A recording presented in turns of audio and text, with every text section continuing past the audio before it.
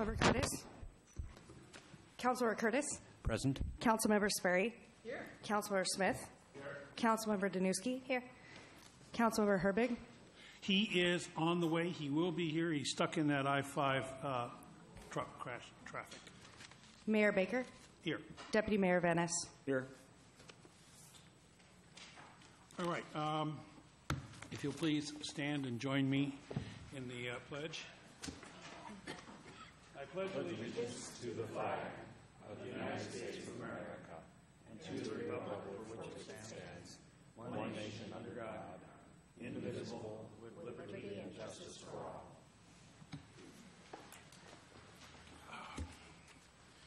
all. All right. Next item on the agenda is the approval of the agenda. And I think because Councilmember Herbig is not here, and he specifically asked to be on the first item on the business agenda, I'd like the latitude to swap A and B, if necessary, when we get to the business agenda.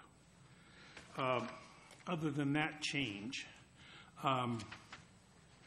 if there are no objections, the agenda will stand as potentially modified. Next item on the agenda is citizen comments. I know there was sheets passed out up there on citizen comments. It was there next to where you signed in. It sort of outlines things a little bit better, that there's no two-way dialogue, and that if necessary, a staffer will be back in touch with you. But basically, we just want to make sure we sort of try to be more clear in that. So that is up there. If you're interested, please go grab a copy. The other thing I want to talk about here tonight is the hearing examiner will be considering the site plan application and environmental impact statement appeal relating to the rehabilitation of the seminary building at St. Edward State Park. The City Council cannot hear comments relating to this matter because the site plan is a quasi-judicial matter that we will be making a decision on. So please, no public comment tonight. Save that for the March 1st meeting with the hearing examiner, which is at 9 o'clock in the morning here at City Hall. So we wanted to make sure that was clear. Could the clerk please call the first person? Dom Moore.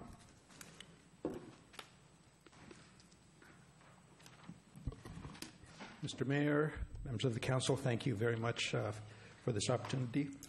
I'm Dom Moore with Puget Sound Energy. My office is over here on Bothell.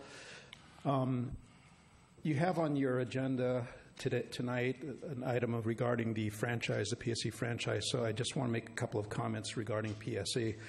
PSE enters into the franchises in municipalities where we have facilities in the rights-of-way. And basically, these are operating rights agreements which outline certain privileges and obligations related to PSE's facilities in these rights-of-way. And these are guided by the Washington Utilities and Transportation Commission. Whenever we have anything that deals with either reliability or customer opportunities or things along those lines, we generally encourage that these items be considered separately from franchises, such as like a memorandum of understanding or some similar document such as that. Since PSE is a regulated utility at the state and the federal level, any franchise or the MOU that PSE enters into cannot favor one municipality over another regarding equipment specifications or service restoration. So I just wanted to comment regarding the franchises. I also wanted to take the opportunity to make a couple of make another announcement regarding the city of Kenmore and some of the energy efficiency programs that are coming to Kenmore. In May, between May 2nd and 26th, PSE will be going door to door with residentially with an upgrades campaign to give residents a free LED bulb and information about energy efficiency and how to reduce their energy bills. In July, PSC will also be canvassing neighborhoods with a free home energy assessment program. And this program provides homeowners an opportunity to conduct a home energy walkthrough with an actual energy auditor and provide a report to point out opportunities, again, to save energy and lower their bills. And that's all I had for tonight. Thank you, Dom. Thank you. Sheila Walter.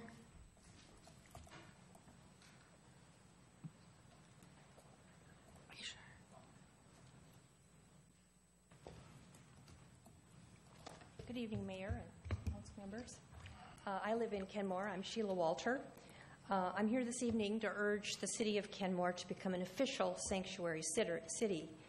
Later this evening, you have on your agenda a discussion of Resolution 17972, reaffirming Kenmore as a city that is welcoming to all people and all ideas. Thank you for this resolution. However, I feel it is necessary for Kenmore to make the total commitment to become a sanctuary city. A month ago, I didn't feel this way. Like many other people, I felt it was a redundant move. King County was a sanctuary county. Recently, Governor Inslee issued his executive order restricting state workers and agencies from helping federal immigration, helping enforce federal immigration laws. And also, Kenmore has a nice welcoming statement already. A lot has happened in a month to change my mind, and you've seen it in the news. Deportation criteria has been ratcheted down from convicted felons to people who have only been accused of crimes and may only have traffic tickets. American-born citizens have been detained and questioned because they have a foreign-sounding name, and tax-paying families are being torn apart. In an essay in the Seattle Times Saturday, a Seattle pediatrician wrote of treating 5-year-old children who are suffering from PSTD associated with the fear of losing their parents. These tighter immigration constraints and the rhetoric associated with them have an ugly historical ring. We can't say it'll never happen here because it has happened here, and our country has incarcerated American citizens for their ethnicity and turned away refugees who returned home to their doom. But America is a young country, and now is a time to demonstrate that we can learn from our mistakes. On Wednesday, there's supposed to be another new executive order on immigration, and who knows what next week and next month may bring.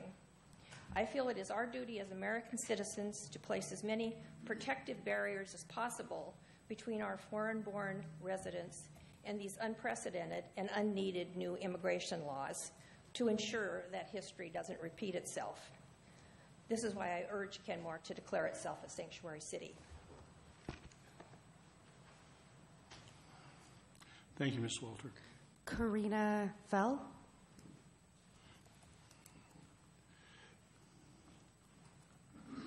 Hello, I'm Karina File, and I'm a Kenmore resident. And I'm here tonight to share part of a family's story who is afraid to come here tonight. There's a lovely couple, and it's a lesbian couple. An American wife here in our Kenmore, and her wife is Russian, hoping to become an American. Has only been here long enough to be here 3 years, has a green card, did not feel that coming to tonight's meeting was safe for her because she thought there was a violation of her green card status, the rules, the regulations, speaking up against a government. And she felt speaking against the administration as the government would be a violation of that. And so, of course, being sent back to Russia is not an option for an LGBTQ person. That means usually jail time, or you could be put to death. So along with that, I'd like to consider some of my thoughts. If we're truly going to become a welcoming city, an inclusive city, are we going to embrace our diverse community and hold legal clinics that could help persons with their green card statuses become citizens, help them with their visa or refugee issues? Are we going to start welcoming our LGBT community? Are we going to fly the rainbow flag during the month of June? Are we going to hold another picnic? The last Pride picnic was a citizen-supported gathering, and that was a very successful gathering, and it did mirror the kind of vision the city of Kenmore views for their community engagement. So I'd like to see what your thoughts on these things are when you're ready to come to terms to accepting our total community. Also means we also look to our persons who are underprivileged and start to work towards better housing situations. So if we are to become a welcoming city, are we also going to possibly consider a true sanctuary city? Food for thought. Thank you. Thank you, Ms. Fowl. Macy Ratliff? She's on her way. Okay. Elizabeth Mooney?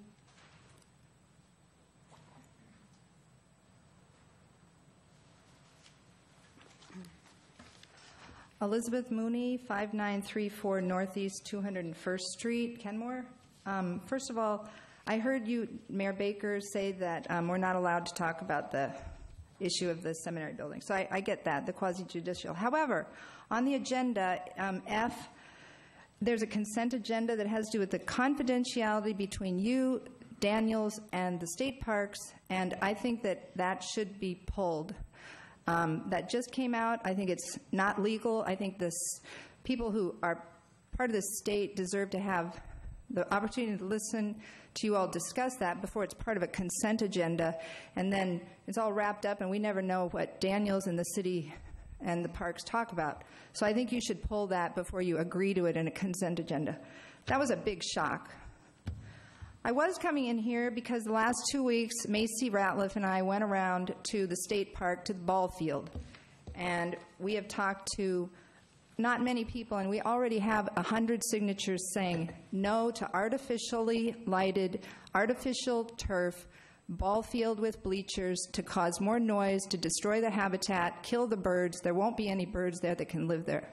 Not to mention that it's primarily for Little League, and you have to rent it. It's a special interest group.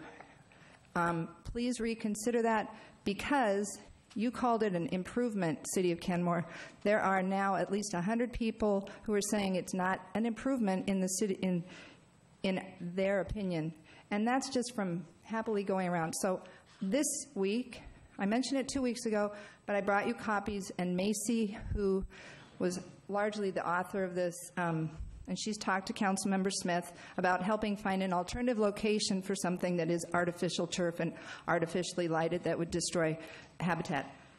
Thirdly, I have asked also with Ann Anderson for our manager to get up to the ball field, talking ball field, except it's not just a ball field, it's also a wetland and a stream at St. Edward Park. And so what I am saying is that we would like the opportunity to see Department of Ecology and the Washington Department of Fish and Wildlife up there to do the best available science review of that area. According to WAC 197-11-196, the city, in my opinion, and Ann Anderson's and John Hendrickson's and other people who care about the wetland and the stream and the animals up there, the city should not have been the lead agency. The people who carry out the SEPA procedure should not be the same people who did the proposal. The city did the proposal. 20 seconds, Ms. Mooney. I'm just addressing this to the city attorney because I hope that you'll tell the council what your opinion is. The city's environmental review last August violates WAC 197-11-926, and Manager Carlindsey, Ann Anderson asked for us to be able to go up there, and apparently that's been delayed. So could you please ramp it up because it's protecting best available science. Thank you, and if I'll take this over there so you have a copy of the petition. Thank you. Thank you. Ken Smith? Can I get you to comment on that? Thank you. It says Oh, after this, or no? It's just during citizen comments, after citizen Sure. comments. Okay. I think you got a copy yeah, of I it do. there. I do.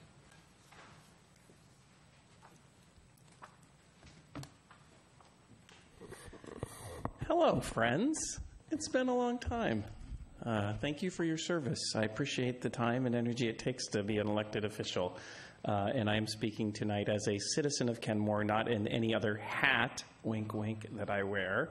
One hat, and the audience may know, Inglemore Vikings are in the basketball playoff, and they play on Wednesday at 2 p.m. I'm driving a carload of kids in shreds. If you don't know what shreds are, ask a young person. So those are the first two. Congratulations on the waterways and walkways. I saw that process from afar. I was actually a strong advocate for the city going to get bonded funds for the replacement of the bridge, and I just think the process that you went through involving the community and putting a lot of pieces in that to really meet the needs of the community, I think that was fabulously done. I was a supporter, if you watch Facebook, and help that to be, I think, a thoughtful community discussion. Not everyone supports it, but we send that to vote, and congratulations, I think, to all of us. The main item that I came to talk about, although those are all important, is your resolution 17-292, reaffirming the City of Kenmore is welcoming to all people and all ideas. And I think it's great that you have this on the agenda. I reviewed that and generally in supportive of that. The question of whether you choose this, I don't think it's even a legally clear term, sanctuary city or not. I think that's to your discretion. I don't have much to say on that. The one thing I did see was in the agenda packet, there was a line for the last bullet, and I'll just read it and then have one comment, that we are a city of laws and ordinances that ensure the safety, freedoms, order, and civility for our community. We exist within a system of federal, state, and county law. We affirm that we apply and enforce state, county, and local laws equally within our community, regardless of citizens' ethnic, racial, disability, sexual, or lifestyle background. And I'm fine with all that. The last sentence, I'm not exactly sure the meaning of it, and I'm afraid that there could be misconstrued understandings and or perhaps what some people call a dog whistle, that certain people hear something but not everyone hears it. And it's this last sentence. Without a commitment to law and order, a community descends to anarchy, which the City of Kenmore strives to avoid. And I don't know if you've seen the movie. It was nominated for an Academy Award called 13th, which talks about the 13th Amendment and talks about the incarceration, especially of black African-American citizens. And it talks about the word law and order. And this was new to me. Mr. Smith, 30 seconds. Thank you. I'm almost done. And this notion of law and order was used by President Nixon and was called out as a dog whistle for certain amounts of policies and practices that disproportionately affected one class of our citizens. And so if you have a resolution for inclusiveness for all, and it includes what some might see as a dog whistle that is against a certain population, I think that's problematic. And so I probably was not intentional, but it struck me as that. We're at 3 minutes, Mayor. Thank you. Thank you, Mr. Smith. Russ Johnson.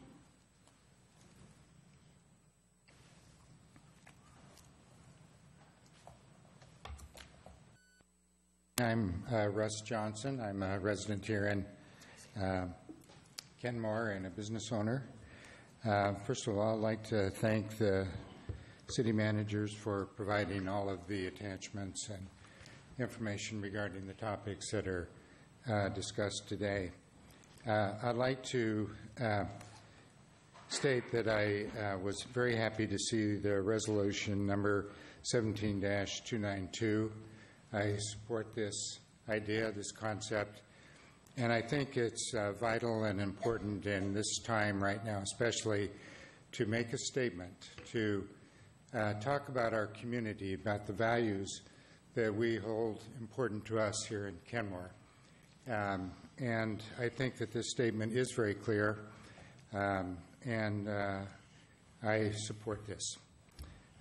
Second item on Appendix D or 4, I can't remember which one it was, the proposed City of Kenmore position for Puget Sound Energy franchise agreement discussions.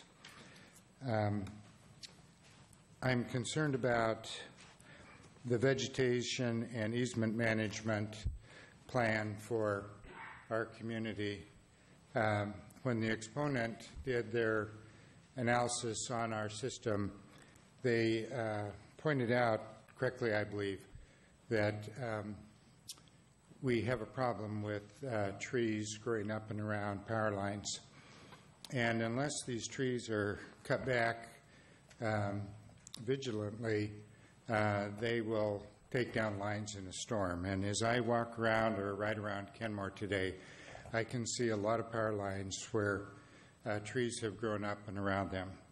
And so I think that's a vital part to our reliability. Regarding the statement of the gentleman from Puget Sound Energy that Puget Sound Energy cannot give preference to communities in terms of standards of equipment and service in our area, it's my feeling that we have received non-preference in Kenmore for a very long time, and we're just simply trying to get our system up to where it should be. And I think that this study by the exponent has pointed out several vital areas that our system is substandard and needs to be improved. Mr. Johnson, 30 seconds. Okay. Finally, I'm wondering if you can give any kind of guidance on the rerouting on Circuit 26 that is scheduled for 2017-18. Where are we exactly in that process? Have permits been applied for and received? Where are we going with that? Thank you very much. Thank you, Mr. Johnson. Macy Ratliff.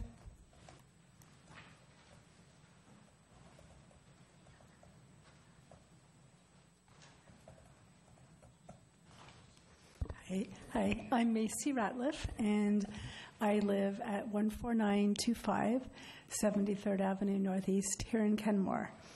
And thank you very much for the opportunity to speak before you. I came a few weeks ago. We had visitors from out of town, and as with many visitors, on each visit, we bring them to many local landmarks, downtown, Pike Place Market, but we also bring them to St. Edward State Park. For the park is sacred, it's beautiful, and each visitor on their first visit remarks on what an incredible gem we have right in our backyard. And I'm here today in order to support keeping the passive area as you enter the park, the ball fields that are now used for cricket and cricket and picnicking, and dog use, and really the importance of keeping that as it is.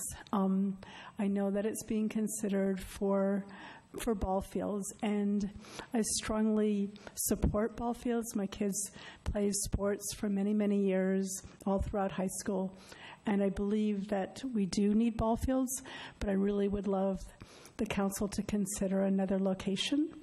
And so a friend and I crafted a petition, and just by walking in the park, talking to people, we have over 100 signatures already of people that say, we didn't know this was being considered for ball fields. And yes, ball fields are great, but we really don't want them in this location. We would love to keep it pristine, the park is designated now.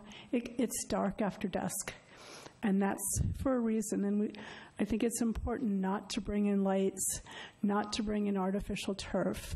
It will change things, and there's many reasons why, and that's, I won't go over those now, but I really hope that the council will consider that just within, an hour or two, got over 100 signatures. I think there's many more people that just don't know that this is being considered, and so I wanted just to present that to you today.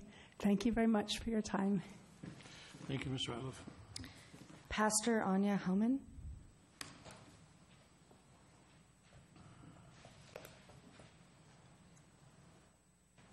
Hello, I'm Anya Hellman. I live at 7427 Northeast 198th Place in Kenmore, and I'm also pastor of North Lake Lutheran Church, which is at 6620 Northeast 185th Street. So as a pastor, I have what I consider to be the honor of sometimes speaking with people who do not currently feel protected in our space, especially considering our current political climate. And so even though we do have some wonderful inclusive statements in place, I feel that sometimes reinforcing those statements or finding other ways can help offset the fear that many currently do feel. So I just wanted to state my support for Resolution 17292, with specifically the addition of the words immigration status. I did want to mention that the statement earlier about the law and order, that raised my eyebrow also when I was reading that last paragraph in there. It does sound a little bit like we're somehow backtracking from that statement of inclusivity. And so I would love to see the statement passed without that sentence. So I'm grateful for the statements that were shared earlier. I support the idea also of Kenmore as a sanctuary city. I believe we basically are already one in effect, but I think that sometimes doing things that are more decorative than anything else can still communicate a bit of the inclusivity that I believe we're trying to communicate. And even more so, just help to reduce the fear. And the less fear that people have in our community, I feel the safer we all will become. I would also support any other brainstorming of just ways to both publicly and visually state and show our support for all people. And I'd be happy to be part of that if there ever was something that was that we asked for citizens to help out with. So be that people of different races, faiths, sexuality, immigration status, or, and I don't expect this to be in a statement, but even I would say political party, as divisive as that may be right now. So I just wanted to express that support and offer up my help if that ever were to come up with, in any way to help spread the message of inclusivity. Thank you. Thank you, Pastor. Jane, Lewis, and Richard? Oh, okay. No, we're. Thank you for being here. Yeah. Nancy Hansen.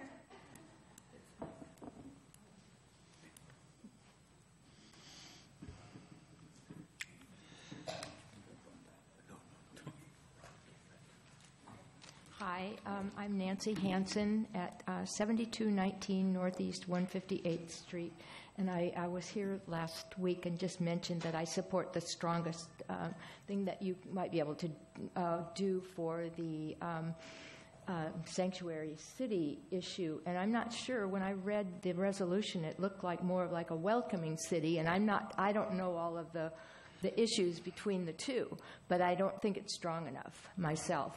I think that we need to include immigrants in the language, and I don't know what else that needs to be in a resolution for sanctuary city, but we're under, these people especially are under great threat right now, and we don't know because we don't have to live with it, but I've heard of children in schools, mixed schools, where they're afraid to come to school. The parents have bags packed, so in case they have to leave at night, or suddenly they'll be ready to go. And parents are afraid to buy lunch tickets because they think they'll be targeted through the purchase of the tickets. And I've just heard a lot of stories.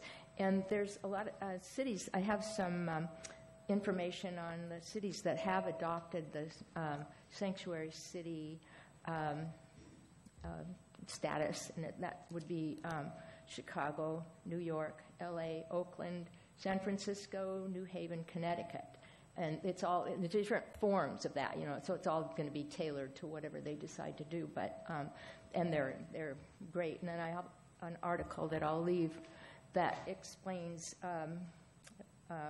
sanctuary cities are safer cities, actually.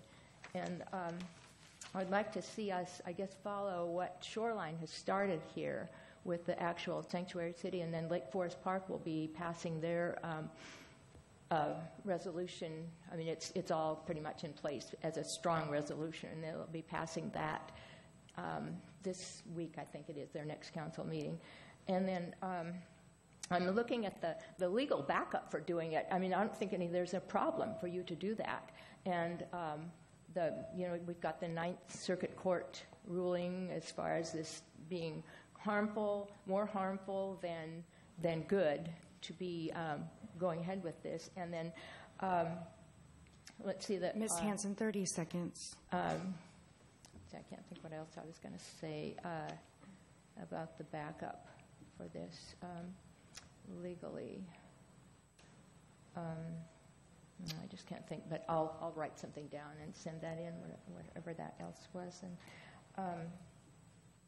And I just think we would be setting a standard for this whole area for our city by adopting the strongest that we can. I mean, I don't think it's going to hurt you to do that. Mayor, I we're at 3 remember minutes. it was about ICE and the payoff. You know, I wish you would do not allow the police to be hired by the ICE people to arrest people in our neighborhood. And I think you have this right to be able to do that in a city. So, thank you. Thank you, Ms. Jensen. Mayor, nobody else has signed up. Anybody else wishing to be heard? You're going to need to sign up afterwards, but come up here and state your name and where you live. The city is all we need, but make sure you sign the paper after. You can do it now. Oh, after. I'm Penny McGilvery, and I live at 6234. I'm sorry, what's the name again? Penny McGilvery. Thank you. And I live at 6234 Northeast 182nd Street in Kenmore. And I first of all would just like to thank the city of Kenmore. I've been a lifelong, born and raised in Washington, and born in Seattle and raised in the Snohomish County area. But I came to Kenmore late in life. I discovered it about 3 years ago, and I just have to say what a beautiful and welcoming city it is. And I know that you guys have a large part in making that happen, and I just want to give you kudos for that.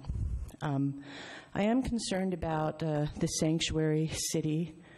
I feel that it boils down to a matter of law, and are we in violation of state and federal law if we go against federal immigration standards? I think there's other things that can be considered to help these refugees. I know I work at a hospital where there are many legal immigrants that do a great job. They're a vibrant part of the workforce, and they do a wonderful job. And so I'm all for legal immigration, and I think that's the direction that we need to go. There's other ways that these refugees and their situations can be helped without inviting them into our community and making possibly more of a problem down the road than not. Some online research that I turned up says that for every dollar we spend here for every person that we support here, 12 people can be supported in their homeland. And there's just, I think, many opportunities that we have, we need to explore before we start inviting these people in. But I'm mainly concerned that we're going against our own laws that have been in place since before this current administration, and they need to be enforced. And we're a society of the rule of law and order, and we need to just keep that in mind before we start going independent of that. So that's all I have to say. Thank you. Thank you, Ms. McGilvery. Brenda Desjardins.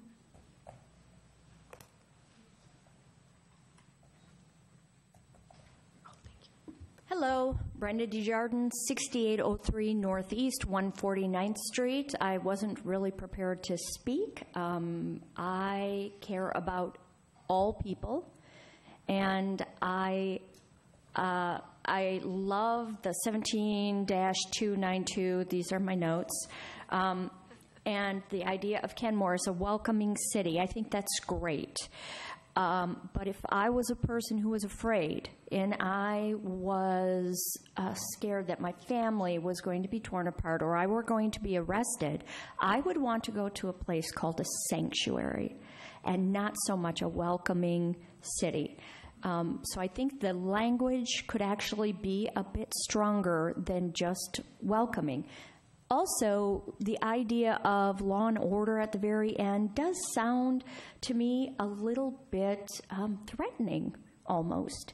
So, in my opinion, I think we should rethink that specific statement at the bottom and definitely consider ourselves a sanctuary city for our members, who I actually know some business owners who are afraid and have attained a lawyer already.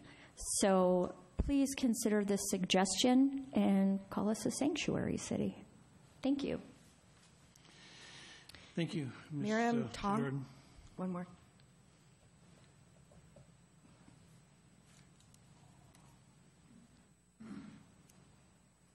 Hello, I'm Miriam Tong. Address is 19215 58th Avenue Northeast. Good evening, Mayor Baker and honored council members. I also did not, apologize, I didn't prepare something for today. But listening to the people talk about 17292, I haven't seen anybody here who is physically an immigrant or a newly arrived immigrant, but I just wanted to tell you a short story. My parents came here from the Philippines in 1958, and my dad was in the U.S. Navy, and my mom was a housewife, and she was working in a tent-making factory when they first came here. And I just wanted to speak as a person of color, and I myself was born here, so I'm not really nervous about ICE coming after me, but I keep hearing these stories about people that are getting arrested or taken from their homes, scared children, scared parents, and I just want to say I'm thankful that you're supporting this resolution, and I agree with some of the other people that have said the language could be a little bit stronger than safe and welcoming. I love living in Kenmore, and I do feel safe right now, but again, I'm thinking of those who have come here from another country and are just worried about their safety. So I'm thankful that you are including in your language that immigrant status is not something that we're going to hold over people's heads. So I just want to thank you. Also, to let you know that I am a member of North Seattle Indivisible, and we support all immigrants and anything that can keep them safe. Thank you. Thank you very much, Ms. Tong, for your comments. Nobody else is. Anybody else wishing to be heard? Anybody else wishing to be heard? Thank you all for your comments. Mrs. Walter, Pastor Anya, Mr. Johnson, Ms. Hanson, Ms. McGilfrey, Ms. DeJarden, Ms. Tong. And if I missed anybody on this issue, please forgive me. I've said this before on the news. I've been in a couple of press conferences with the county executive and been with the mayor of Seattle, and we're all immigrants. Our families all came from somewhere. We are a nation of immigrants, and I think that's something to remember. We will be discussing this tonight. We will be going over this. But understand, please, that we are a contract city. We do not have our own police department. Our police department is King County's. It operates under King County rules. King County rules, they don't ask for immigration status. City, if somebody comes up here and wants a building permit, wants a dog license, there's no reason for us to ever ask them whether or not they're an immigrant or what their status is. The city just does not do that. So thank you for your comments, and we will be discussing this later on. Ken Smith, go Vikes. And that was a great win over Bothell, I tell you. All right. With that, I think then we will. Oh, Ms. Mooney and Ms. Ratliff, thank you for your comments on the Bothels. All right, and the next item on the agenda then, and I think we're going to need a little bit of clarification on this just for public's benefit. Next item on the agenda then is the consent agenda, and I've asked the city attorney if she could just give a little explanation here on one of the items that was brought up, and I believe that was item number F. City attorney? Yes, thank you. Under consent item 6F, there is before the council a common interest and confidentiality agreement. Essentially what that is when there are parties on the same side of an adverse issue, such as an appeal or litigation, the parties with a common interest and goal can enter into this type of contract. And what it allows the parties to do is allows the attorneys to discuss amongst themselves and potentially share materials that would otherwise be attorney-client privilege. So as the city attorney, we have communications that I cannot disclose to any other third party without waiving your confidential communications. So this type of agreement, which is utilized, allows the parties to say, if we wish to share those type of materials, we are not waiving our attorney-client communications. It doesn't require parties to share it. They don't have to do that, but in the mutual efforts and common interests, they can do that again without waiving, and that's what the agreement really says. It's just we're not waiving what we are already entitled to in order to commonly defend against the same type of goal. Thank you. Okay, so next item on the agenda is the consent agenda. Is there a motion to approve? So moved. And I'll second. If there's no further discussion, all those in favor say aye. Aye. Opposed? Consent agenda stands approved unanimously. Next item on the agenda is business agenda, and that's item number A, discuss resolution 17-292, reaffirming that the city of Kenmore is a welcoming to all people and all ideas.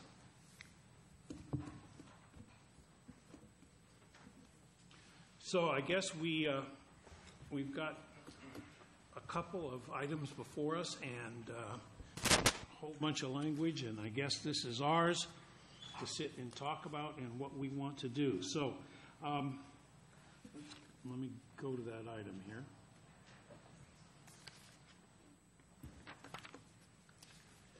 So there's basically two different versions of this. And one of them is basically, it's on page 51 of 202.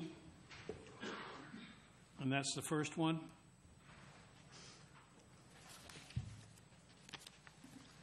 It's the one that starts out a resolution reaffirming that the city of Kenmore is welcoming to all people and all ideas. Mr. Mayor? Yes.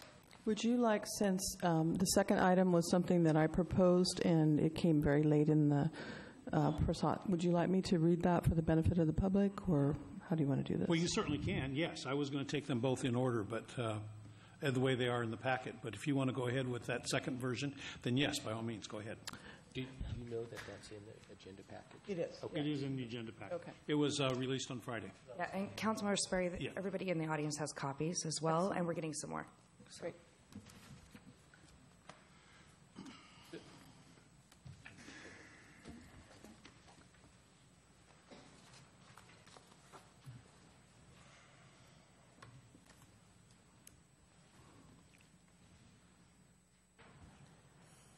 Yes?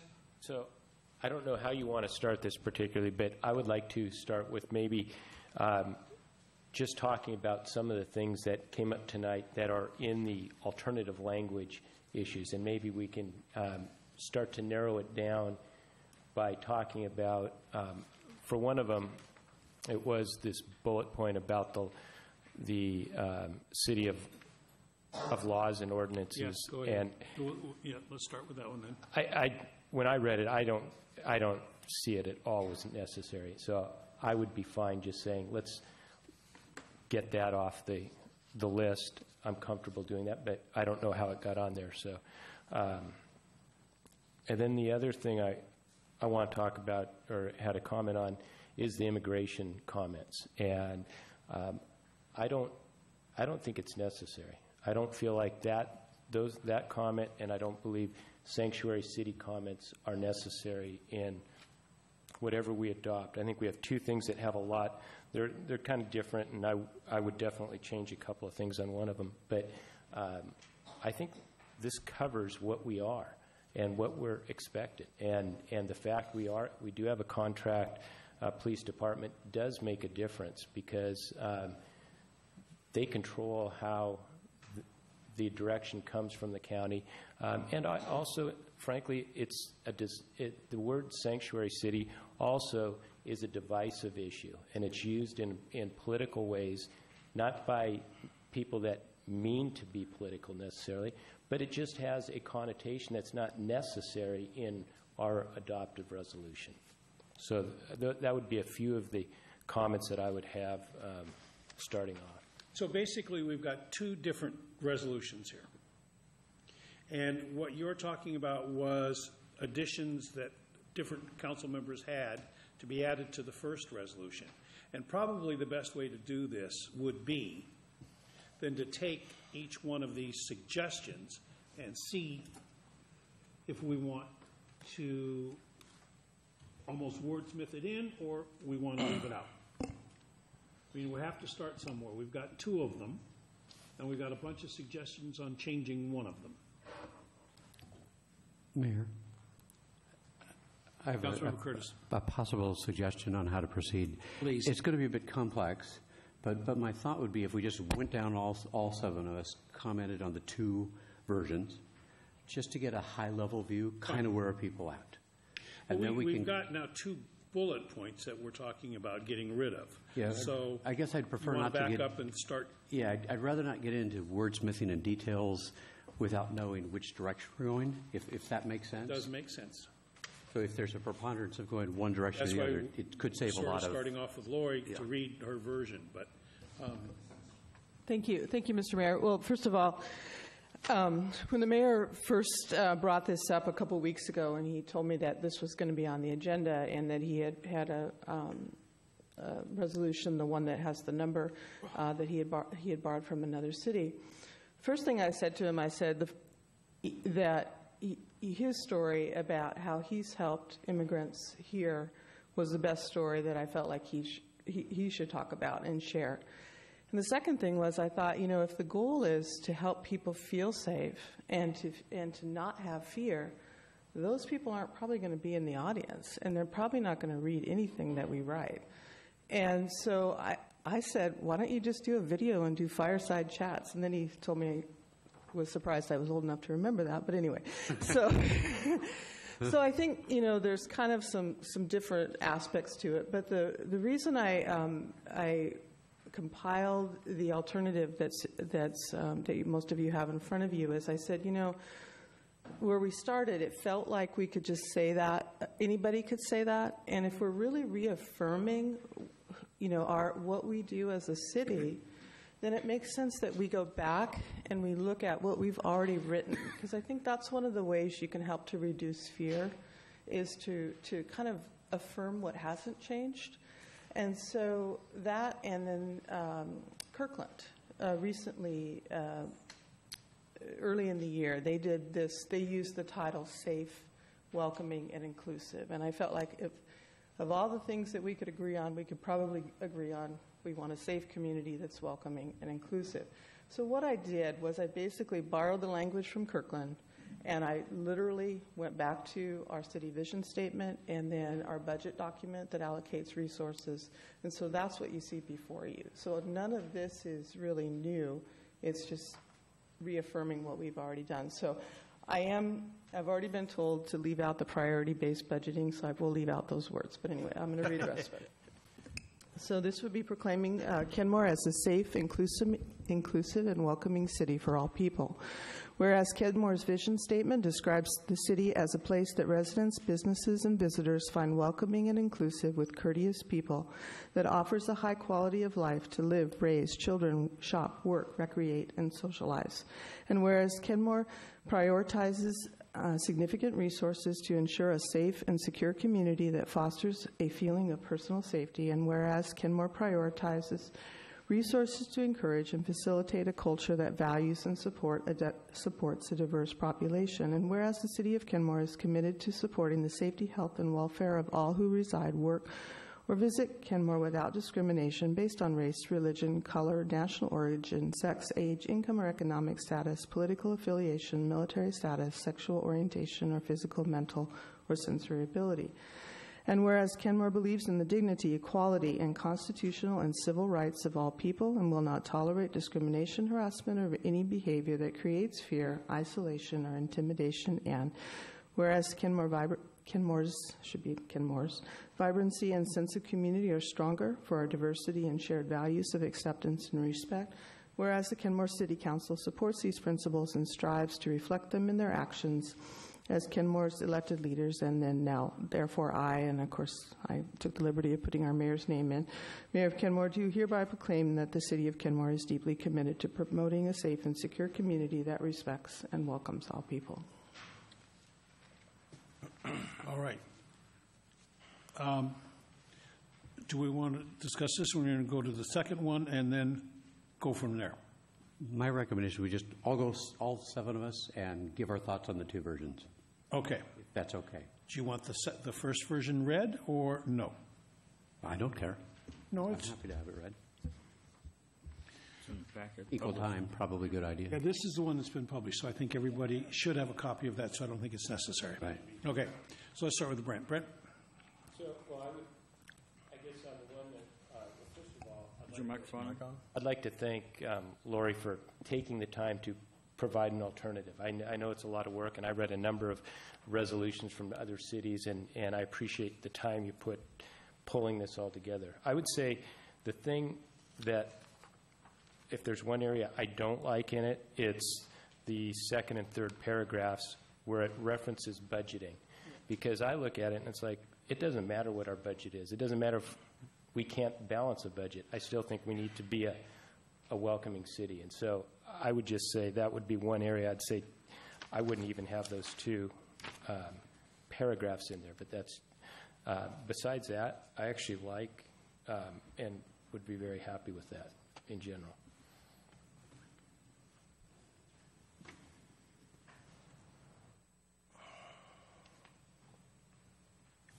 Councilmember Sprague? I think I've said enough. Okay. Councilmember Curtis?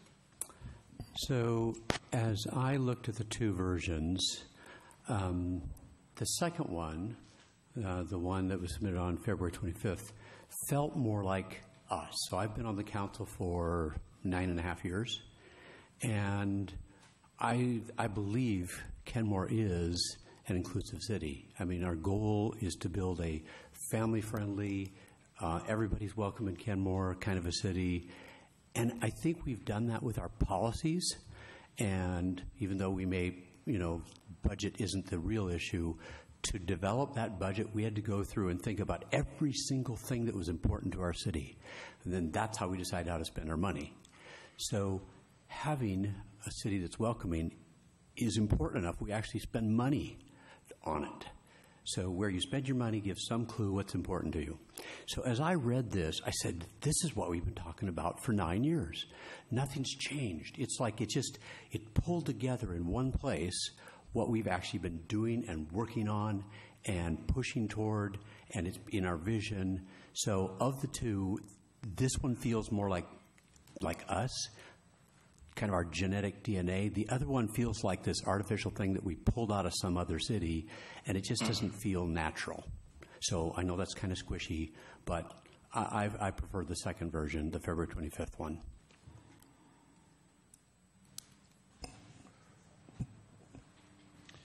Councilmember Herbig.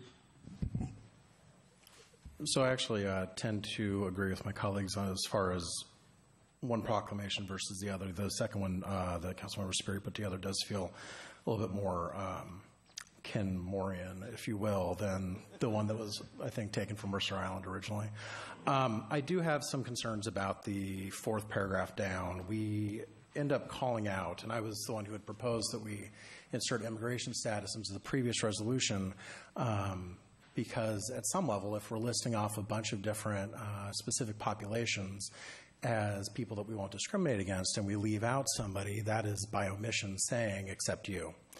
So I'm actually going to change tack. I actually have a suggestion that is a little different than what I was talking about previously. I would actually just like to, insert something into that paragraph, the fourth one down that goes into all the different demographics, and say that, Kenmore is committed to providing city services and supporting the safety, health, and welfare of all who reside, work, and visit in Kenmore without discrimination, period. And just say we don't discriminate, period. We don't discriminate based on X, Y, or, once we get into lists, we will find somebody that we left out. There will be somebody who says, I'm not accepted here, or I'm not recognized in this resolution. And no matter how hard we try to make that list as complete as possible, we will miss something. And I don't want to inadvertently do that. This is something I've seen some other cities do when they're doing these resolutions, and I think it sends a strong message and sends a message inclusive to everybody without calling out every single population out there. Because we would miss somebody, and that would be terrible to do.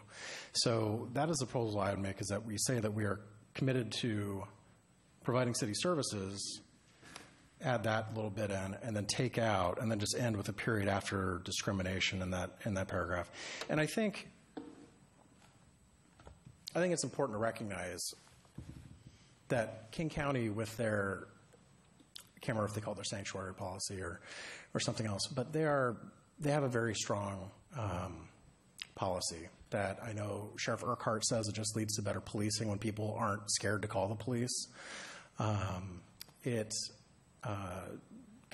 Executive Constantine is very supportive of it, and that is what our police are governed by, and that's a good thing. It leads to people feeling like they can call the police if their boyfriend, who may not be documented, is abusing them or something. They feel like they can call them and get the situation figured out without the threat of deportation hanging over them. And that's not a decision that we have as a city to take one way or the other. That's a King County policy. And we also need to recognize that we're not checking papers for anybody as they walk down the street using our sidewalks, or kids swinging in our swing sets in the parks, or splashing in the beach, or whatever else people do throughout the city. So that is where we are as a city, and I'm proud of where we are as a city, regardless of what we say in a resolution. The resolution, though, is important right now because there are people who are scared. It's unfortunate that not unfortunate maybe, but it's interesting that the 7 people sitting up here are not anybody who ever needs to worry about, traveling and having ICE grab us and ask us for papers. That's not something any of us have to deal with, and I recognize that privilege, and I realize that my life is a little bit easier than a lot of folks right now, and I'm not as scared as a lot of folks are right now. But a resolution like this has meaning. It sends a message from the city that we care, and I think that's important. So those are the 2 changes I'd like to recommend, and I would rather go with the second version than that was just published Friday than the older version.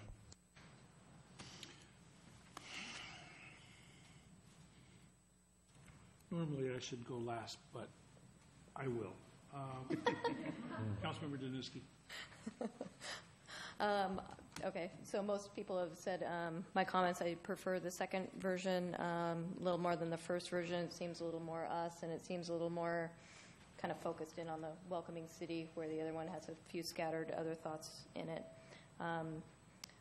My comments are what we've heard of second and third paragraph, taking out the words priority-based budgeting, and then in the fourth I was going to add immigration status, but I think Councilmember Herbig's suggestion is probably a good one. Deputy Mayor. The original resolution was essentially what Mercer Island has done. And I saw in it 2 things that didn't apply to Kenmore. The first one was, this isn't a new statement. This isn't something we've decided to do now. And I felt we needed to reaffirm our position and our policies. And so that was the initial statement there that I suggested to reaffirm. I also noticed it was missing in that Mercer Island document, but a contrary statement to a city of law and order was in a document that was circulated by Executive Constantine asking council members to sign on to this. And it had a statement in there, essentially, as I read it, said that we could pick and choose whatever laws or policies we wanted to follow or enforce.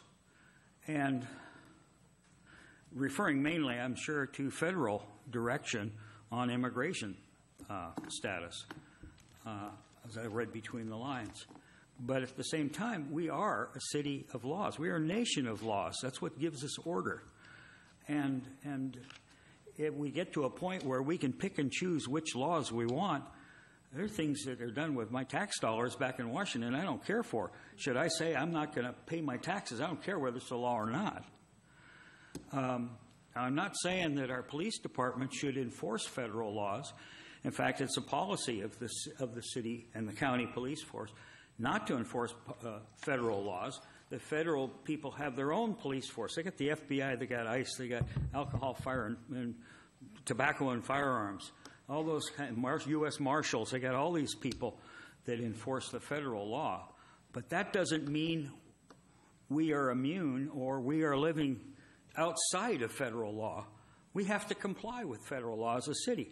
Every year we sign a statement that says that we are complying with federal laws, and that has to be signed in order for us to continue to get federal grant money. That's a contingent. We have to say we're complying with federal laws and regulations. And so we sign that every year as a city.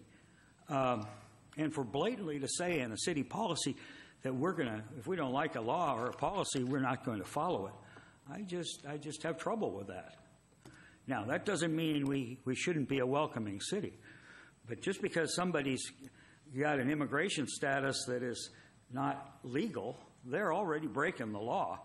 But if they do something else that's illegal, whether they're a valid citizen of our country or a legal immigrant to the country, somebody with a green card, or an illegal immigrant, if they do something illegal, they are not immune from that law.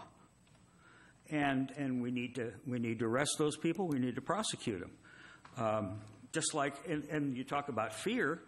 Hey, if I have robbed a bank and I'm trying to keep it secret, and I'm just looking over my shoulder to think any day now somebody's going to arrest me, yes, I'm going to be living in fear.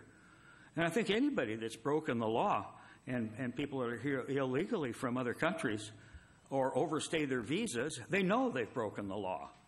And so now there's here somebody in the White House that's saying, hey, we got to enforce our laws. Now, I don't know. Are we going to say that we don't care about immigration law? And if we don't care about immigration law, why do we care about any law? And so I have trouble with a statement that blankly or specifically spells out that we're not going to pay any attention to immigration status or any other law, federal law, or any law that we don't agree with. I just can't sign on to such a statement in a city policy. That doesn't mean we're not nice to everybody and we don't welcome everybody. But by golly, if somebody is a bad guy, whether they're a legal or illegal immigrant or a citizen or a green card holder, hey, they've broken the law and they should be punished equally. So if we have immigration status in there, I would say regardless of your immigration status, you are treated equally under the law. Okay? So those were my thoughts. I like Lori's, the second one, mainly because it says that same thing, but says it in more sensitive words. Like, we ensure we are a city of safety and health and so on. Can't remember the exact words. But I'd be willing to go with Lori's. But I just wanted to point out two reservations I had on what had been circulated prior. So I also like Lori's. But I would like to see a couple of changes, and I think one is on the order of what Nigel had indicated.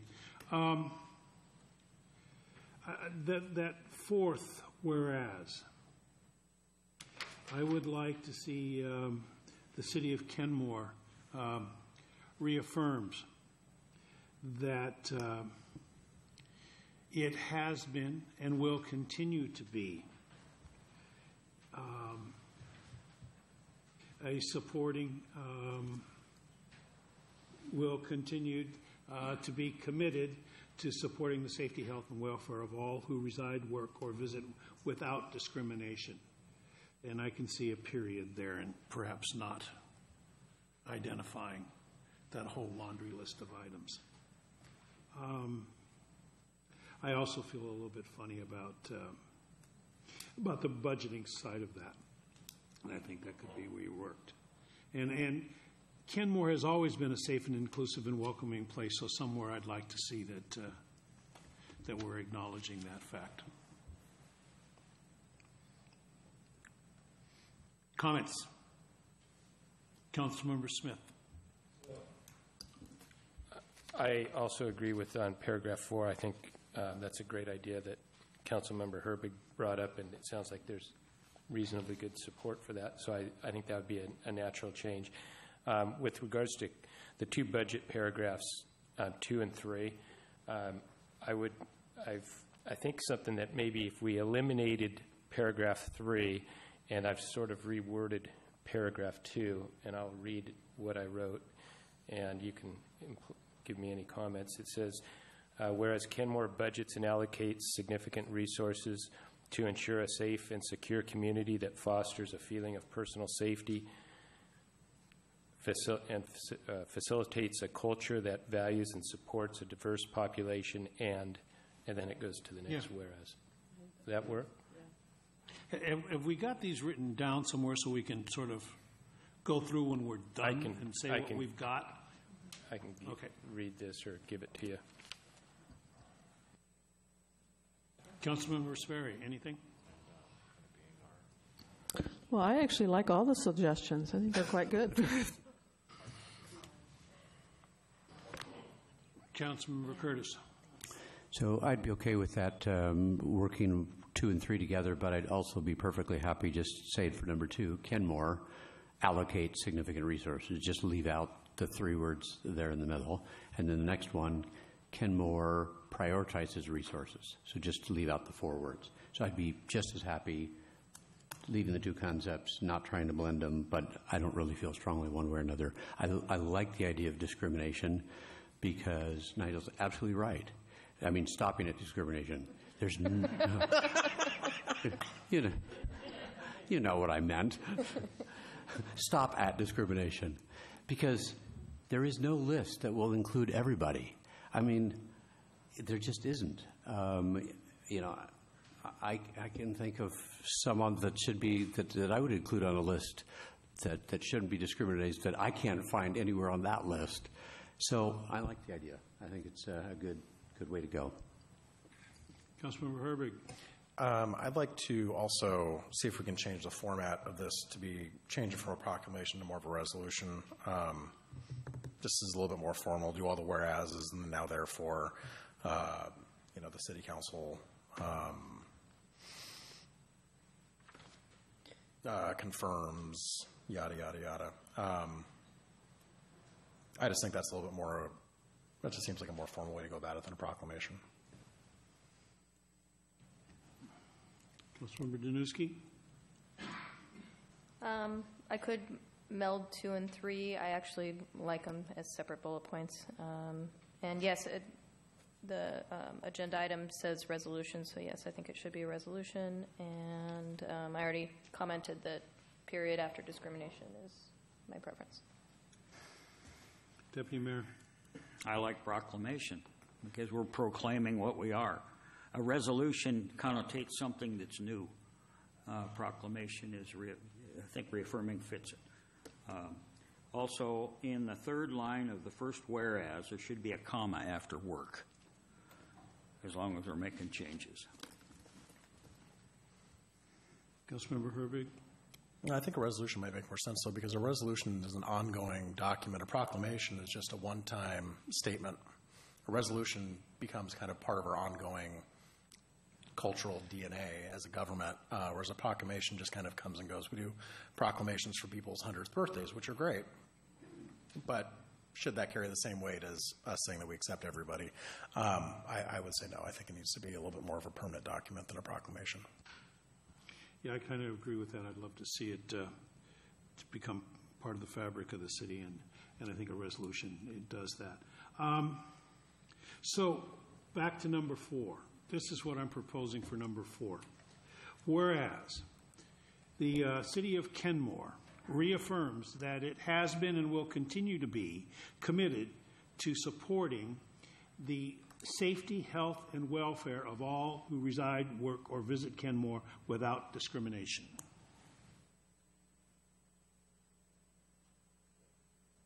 Is that agreeable? Want a thumbs up? I think, yeah. Can we get a thumbs up on number 4 then? Fine. Okay. Let's see if we can't get through the. Now, there's a couple of ones that were on numbers 2 and 3 with the priority-based budgeting, the budgeting aspect. I think Brent had an idea for both of those. So, I'm fine with if we change the verbiage. What I don't like is specifically the second of those two, because it talks about our resources and our prioritization. And I can see when we get into budget discussions, if we're having a discussion about paying for a bridge or doing something else, I don't want this to be a statement that says, whoa, whoa, whoa, you said you will prioritize this. And so that's where I'm getting at, is that I think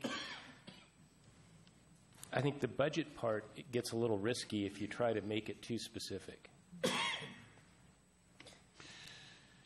Okay, so you got any suggestions how you want to change? I mean, You've got them written down. I would change it with eliminate the third, and I added part of the third into the second whereas. And so I can read that. Okay. Read that again. You're combining the two. Is that correct? Yes. Okay. And so it reads, whereas Kenmore budgets and allocates significant resources to ensure a safe and secure community that fosters a feeling of personal safety and facilitates a culture that values and supports a diverse population. And then it goes to the next whereas. Any comments on that? You're okay with that? Everybody okay with that? Okay. So that takes care of 2 and 3, correct? Okay, we got 2, 3, and 4. Any other changes that people want, since we all seem to be in agreement on Councilmember Sperry's version? I think one of the other ones that came up was we thought it would be better as a resolution, something that was permanent, more than a proclamation. Resolution? Resolution. I like that. Okay. Anything else that we missed on this?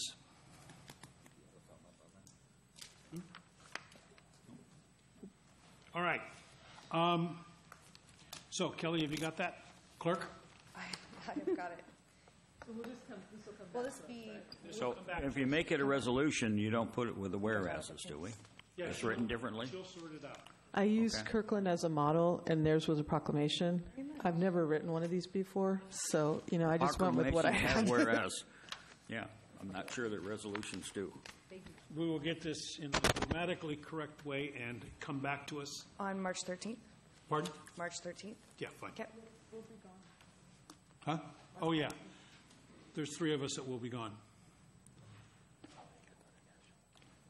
Do we have a meeting on the 3rd after with the school board, or no? That's after NUD. You have a meeting on March 6th and with the school board, but Right. but Do we have a regular meeting after that, or is this devoted strictly to NUD? you mean to the school district? Yeah. To the school I mean board? to Yeah. NUD, to North Shore. School district, yeah. So right now the meeting is exclusively with the school board and the city council, but you're We could certainly have welcome this as one to item have that as an agenda item if you'd like. after or before. You bet. Everybody in agreement with that? Councilmember Curtis? It would be better if it were afterward for me because I have another meeting before that. Fine. So after the school board meeting? Does that work? March 6th? Well, what I'm saying is you could still have the meeting start at 7, and you could have this item go first, and then you could have your joint meeting with the school board. Does that work for you, Councilmember Curtis? That would be fine. Okay, so then let's do that. March 6th, first item on the agenda. Got it. We'll modify it. Thank you. Yep. And you'll get that around to all of us, right? Absolutely. Wonderful. All right. That, I think, takes care of that item. Next item on the agenda then is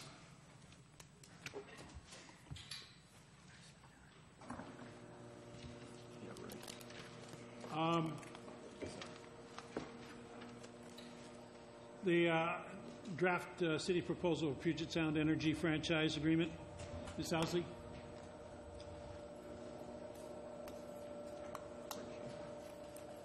I don't know. There she comes.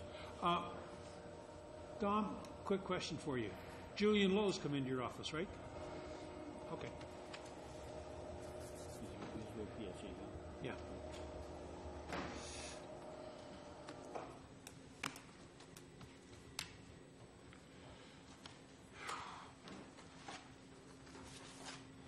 Thanks, Nigel. Thank you. It should be right on the desktop. The PowerPoint, yeah.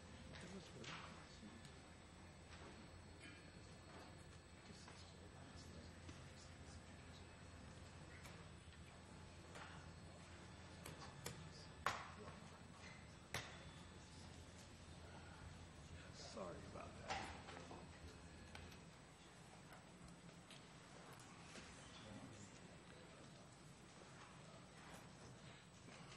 Being summoned.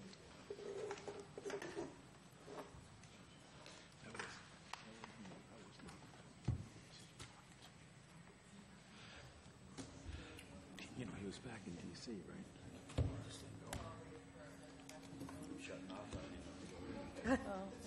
All right. Oh, yeah, there's one. We ready? We're getting ready.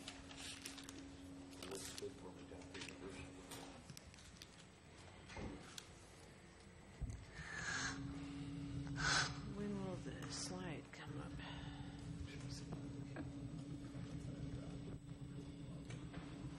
I'm sure I would have. That's why I begged you. I already put it on. It's on. Because you read those indivisible I think I haven't meetings. included it. Yeah.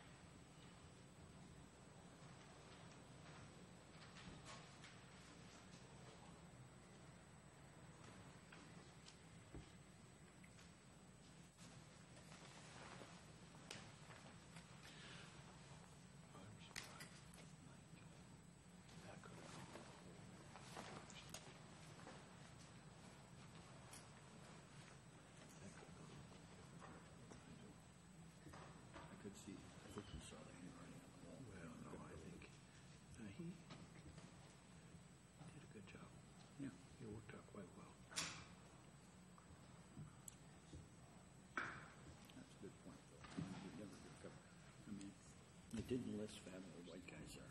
No. What? No. And I've been discriminated against. I have too, because I have brought that up at NLC. Yeah. Where's the family white guys organization? Yeah. Well, they say, great, go start. I don't think we should divide up like that. If you want diversity, if you want inclusiveness, then don't separate yourselves. There is something to be said for that.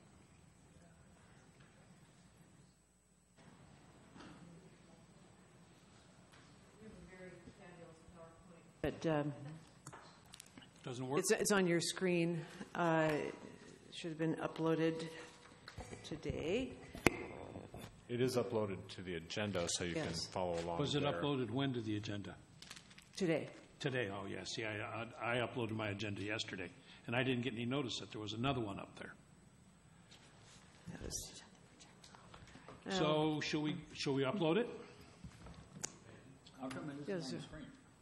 that's what we're trying to figure out. So should we upload this so we can at Yeah. least see? Okay, fine. Mine's not uploading on my tablet, just to be a troublemaker. When did you upload yours? Oh, you're just on? Table it. Huh? Okay, yeah. Yeah. Well, in Maybe any having case, I think we'll proceed.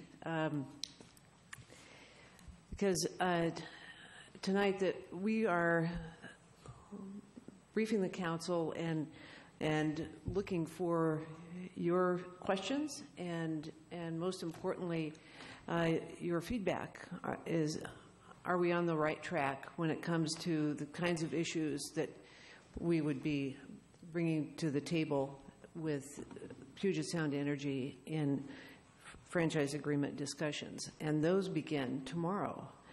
After a number of drafts, and we have really the four contributors to the draft that you have before you tonight: City Attorney Don Rayton, Rob Carlindsey, Chris Overlease, and myself.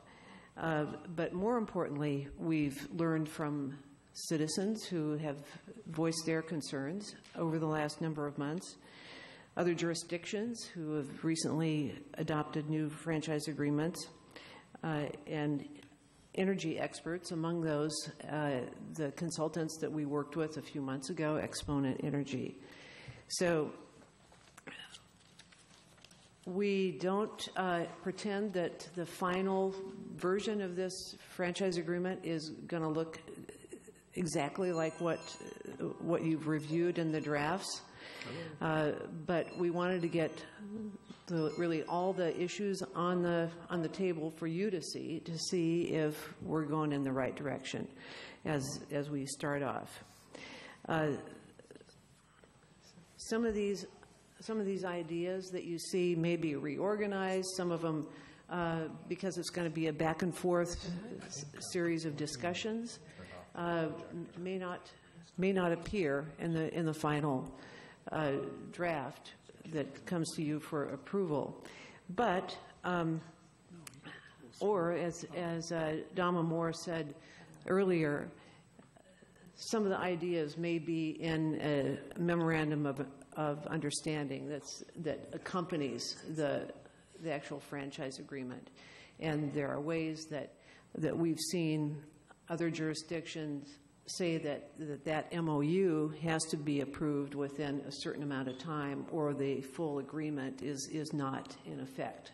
So again, the final product will be after some back and forth, but it hopefully is going to be coming from the right place. So have you all had a chance to upload that on your own screens at the dais? So you got it on the screens now? Oh. Yes. Yeah, these are on. You got it working now. Back on now. Yes, we can see it. But they can't. Okay. All right. So we have all been very focused on power reliability in Kenmore for a number of months now. And this franchise agreement not only covers electric power, but it's for natural gas as well. But a lot of the things that we're going to be discussing tonight pertain to electric reliability. So we heard earlier that the utility cannot favor one jurisdiction or one municipality over another, but I do agree with Mr. Johnson in that I think what Kenmore's residents and businesses, many of them home-based businesses, have been looking for is to at least be at around the average or better than most of the other customers in the system. And it's been disheartening for our citizens to see the lights on in Lake Forest Park or in Snohomish County, but the lights aren't on here. So I don't think anyone is asking for special treatment, but we want to have the same level of reliability that our neighbors enjoy and that other people in PSE's own system enjoy. So, in fact, we from the kind of data that PSE provides to the Washington Utilities and Transportation Commission, we know that actually 9 of the 10 circuits serving Kenmore are below that 50% median, and we've got ourselves a presentation on the screen.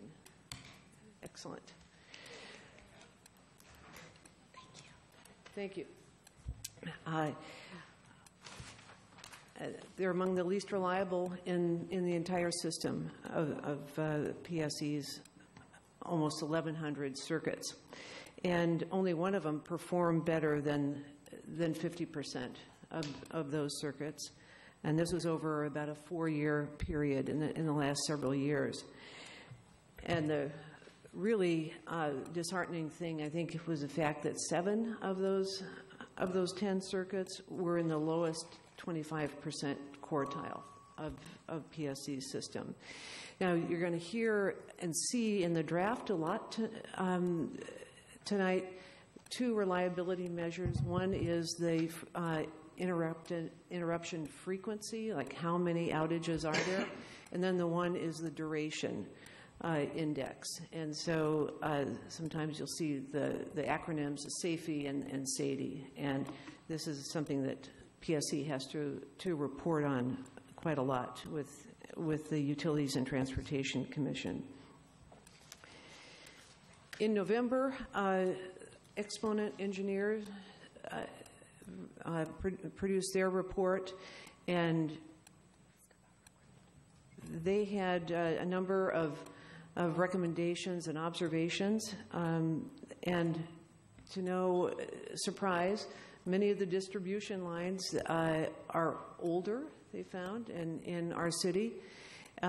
Vintage equipment in areas with a lot of trees and with narrow easements sometimes. And you've heard a lot about Circuit 26 and the easements that go literally in people's backyards. It's really difficult for the line crews to access those when there is an outage.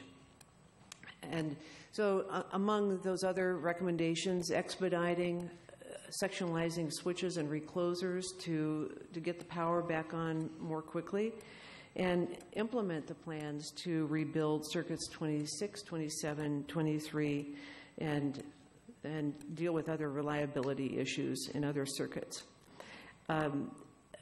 Vegetation management, you heard a comment about that tonight.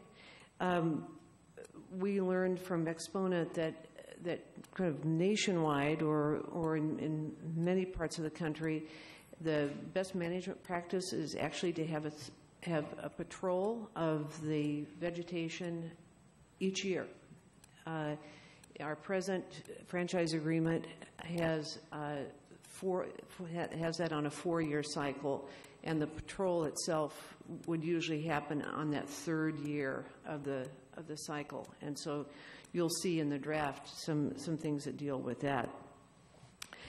Some of the other cities in neighboring us have more modern technologies, and we're interested in having that. And they also recommended detailed reliability reports by circuit and that regular reporting to the city, which I think we've all been interested in. And then finally, we have some areas in the city that are going to redevelop. They're going to have higher demands, and so it's important to have an ongoing conversation about what are the power needs in those cities. And when Bellevue recently did their updated franchise agreement with PSE, that Spring District area of Bellevue and the downtown were 2 areas that ongoing conversation with the city and with citizens in Bellevue concerned, was there going to be the capacity to serve that new development? So as we look at what are the goals for this next franchise agreement, I think we're going for a turnaround. And Rob talks about that in his conversations with PSE leadership. And so if we were to kind of say what are the things that are driving the things that you see in this draft, is really aggressive actions to remedy that reliability crisis. And Chris will talk about updating construction and relocation provisions and the number of third-party users for the facilities, for the poles that PSE uses, has really increased, I think, in the last term of our franchise agreement. Obviously, embracing new technology and sustainability, and most importantly, accountability to the customers and the community. So we're looking for a turnaround here, and I think we've had some signs that could happen through conversations with PSE staff and leadership.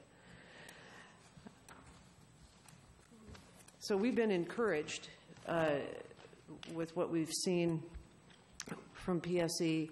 They had an open house in January, and they highlighted the projects that had been launched in 2016. Some of them have been completed, and their plans for 2017 really do address some of these areas that have struggled the most with the reliability.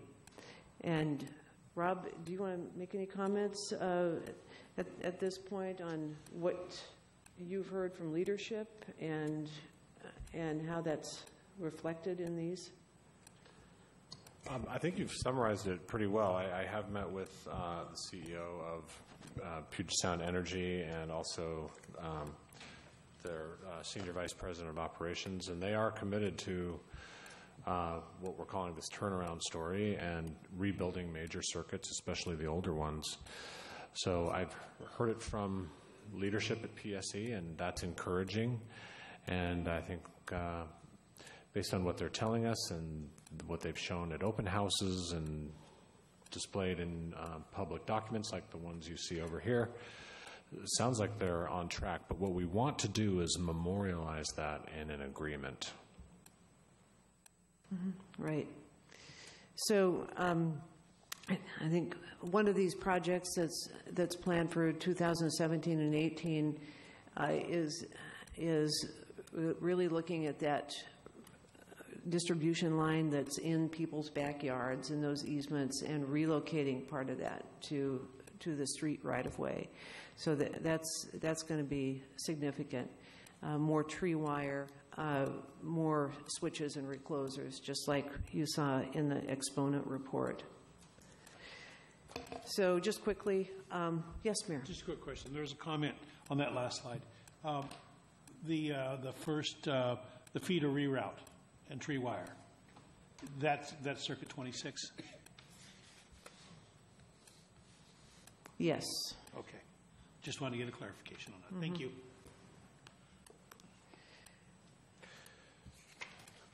So general terms, I won't go through each one of these, but one difference is our most recent franchise agreement was a 10-year term. We'd like to go into these discussions asking for a 5-year term, and we have a number of things that we want to see addressed, and so we think that this makes some sense to begin, and through our discussions we can always have the ability to extend that in various ways. We have a little bit more specific language about coordinating with emergency services in this draft. A higher security device, sometimes that's a bond, and as I mentioned earlier, engaging with comprehensive planning projects. And I'll let Chris talk about some of the points in the parts of the draft relating to construction and facilities. Sure, and when Nancy and I were talking earlier, when Kent and I were reviewing the draft franchise, we had a lot of suggestions, and I did want to say that the things we'd like to change, most of them we're already doing with PSCs, so I just didn't want you to view our additions and as being because PSC wasn't doing them. We had a good relationship with them in the 522 project. I have probably been underground utilities and working with utilities for about 15 years. And a lot of that has been undergrounding. So that was kind of the frame of reference when we were looking through the franchise. So one of the things when we were looking through that popped up is our current franchise, and I haven't seen one, didn't really address ADA compliance and the ability for the community to get around. When you drive through the city, in a lot of cities, power poles just happen to be in the walkway that you have. They're non-ADA compliant. We've gone through the trouble as a city to create for our sidewalks and ADA, an inventory. So I think this isn't for existing facilities, but I think it's something we need to start looking at more closely when new facilities go in or things get moved. So compliance with our standards and then ADA, I think, should be a greater focus of ours. So we also have provisions in there should PSC ever want to abandon, whether it's a gas line. I don't think they would abandon overhead stuff. They would probably wreck that out. But we did add language talking about decommissioning of facilities. I don't know if you remember, but I don't know all the rules and the state law, but when we underground utilities, PSC would pay the cost to move above ground. So if you ask them to move a pole back or around, they would do that at their cost. But when we ask to underground, they're not required to pay all that cost. So we know that, but at the same time, when I was working in a different agency with a different utility, we were able to do an agreement with them where they fronted the cost for undergrounding and only the residents in that area paid it back. So on 522, we paid to underground that delta, but I have been in the middle of where it was done differently, where the utility provided the resources up front. So relocation process improvements, that's either moving poles to a different location or it's undergrounding. So that's kind of what I view relocation as. And in my whole career, it's always been a challenge with knowing. It's easy to know there's a pole there and there's stuff hanging on it, but it's never been really easy to tell whose lines are on the poles. Obviously, PSE's infrastructure could be Frontier, could be Comcast, could be Verizon, or the company that just bought them. It could be the school district. Here in Kenmore, the school district doesn't have a franchise agreement. They're on those poles. So there's schools, there's universities, there's a lot of folks out there hanging from poles that we don't know about. But if PSC owns the poles, we expect them to know who they've rented that space to, kind of consider them their tenants. We expect PSC to know who their tenants are and can tell us as needed. Third-party users, so kind of the same thing. It'd be great if we could have maps of who's where. And again, we want to make sure that those third-party users have relevant city permits and franchise agreements. And I know it's not the focus of tonight, but there are folks out there that don't have franchise agreements with the city, so that's a separate topic, but I want to let you know that that exists.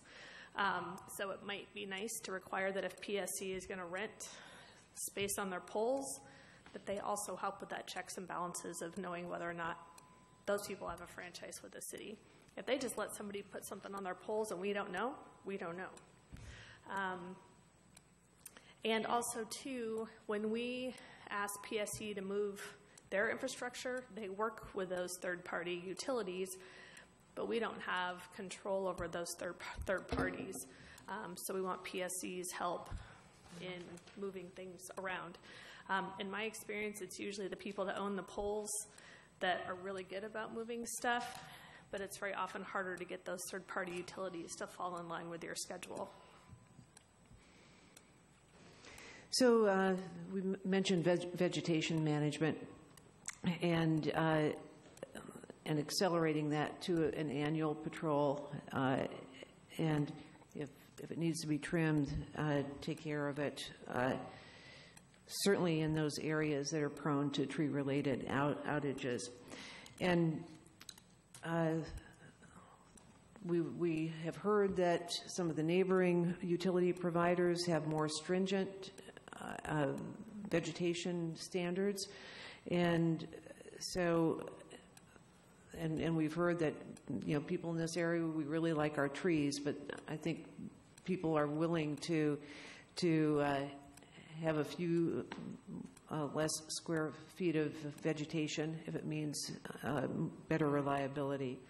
And we've also heard from citizens about, gee, it's nice when things do get pruned, but it doesn't always turn out really well. And so there's some language about arborist consultation and crew training. And for any of you, I know several of you were on site visits with PSE up in the Circuit 26 area and could see how narrow those easements are in the backyards. We're suggesting and recommending that PSE communicate directly, not a bill insert, but a direct communication with property owners that have easements on their property, so that they're aware of easement maintenance and enforcement. You know, when I bought my house, yes, there are all these easements for utilities, but you know, the years go by and it's easy to forget that they're there and they need to be enforced. So we have a number of recommendations on reliability reporting. Those outage frequency and duration measures, comparing it to other cities and the system-wide reliability index. And then we want not only those kind of overall measures, but we want to hear about individual outages and just what caused them, how many people were affected, and their duration. And we want to continue the kind of dialogue that PSE has established with the City Council over the last year or two, to have at least annual presentation and reports to the Council. We've looked at having a pre-storm season and a post-storm season report to the Council, and they've been, you know, quite open to that. And then some of the reliability investments that you'll see is, again, agreeing on a process to really improve the reliability of those lower performing circuits. Smart grid technology, some of those innovative things is important. And this next one, dedicating a line crew, that may be one thing that is subject to a little bit more discussion, but we know that some other jurisdictions have made that same kind of request. Thank you, Ms. Elsley. That could be a really something until the circuits have been rebuilt and the reliability is improved. That seems like that could be quite reasonable request. Thanks for that comment. A lot of jurisdictions have had concerns about how much reliability on fossil fuel generation the utilities have, so you'll see that in the draft. And we have other providers close by, and so we've added language about having the ability for other utilities to operate on Puget's facilities. And then finally, considerations to the community. And some of these were recommended by our energy consultants, Exponent, about response time to vegetation concerns, and there are service quality indices that Puget Sound Energy reports to the UTC every year, and so it could be helpful to have some of those, such as the complaint ratio and response time to service requests. So it'd be nice to get the snapshot of those.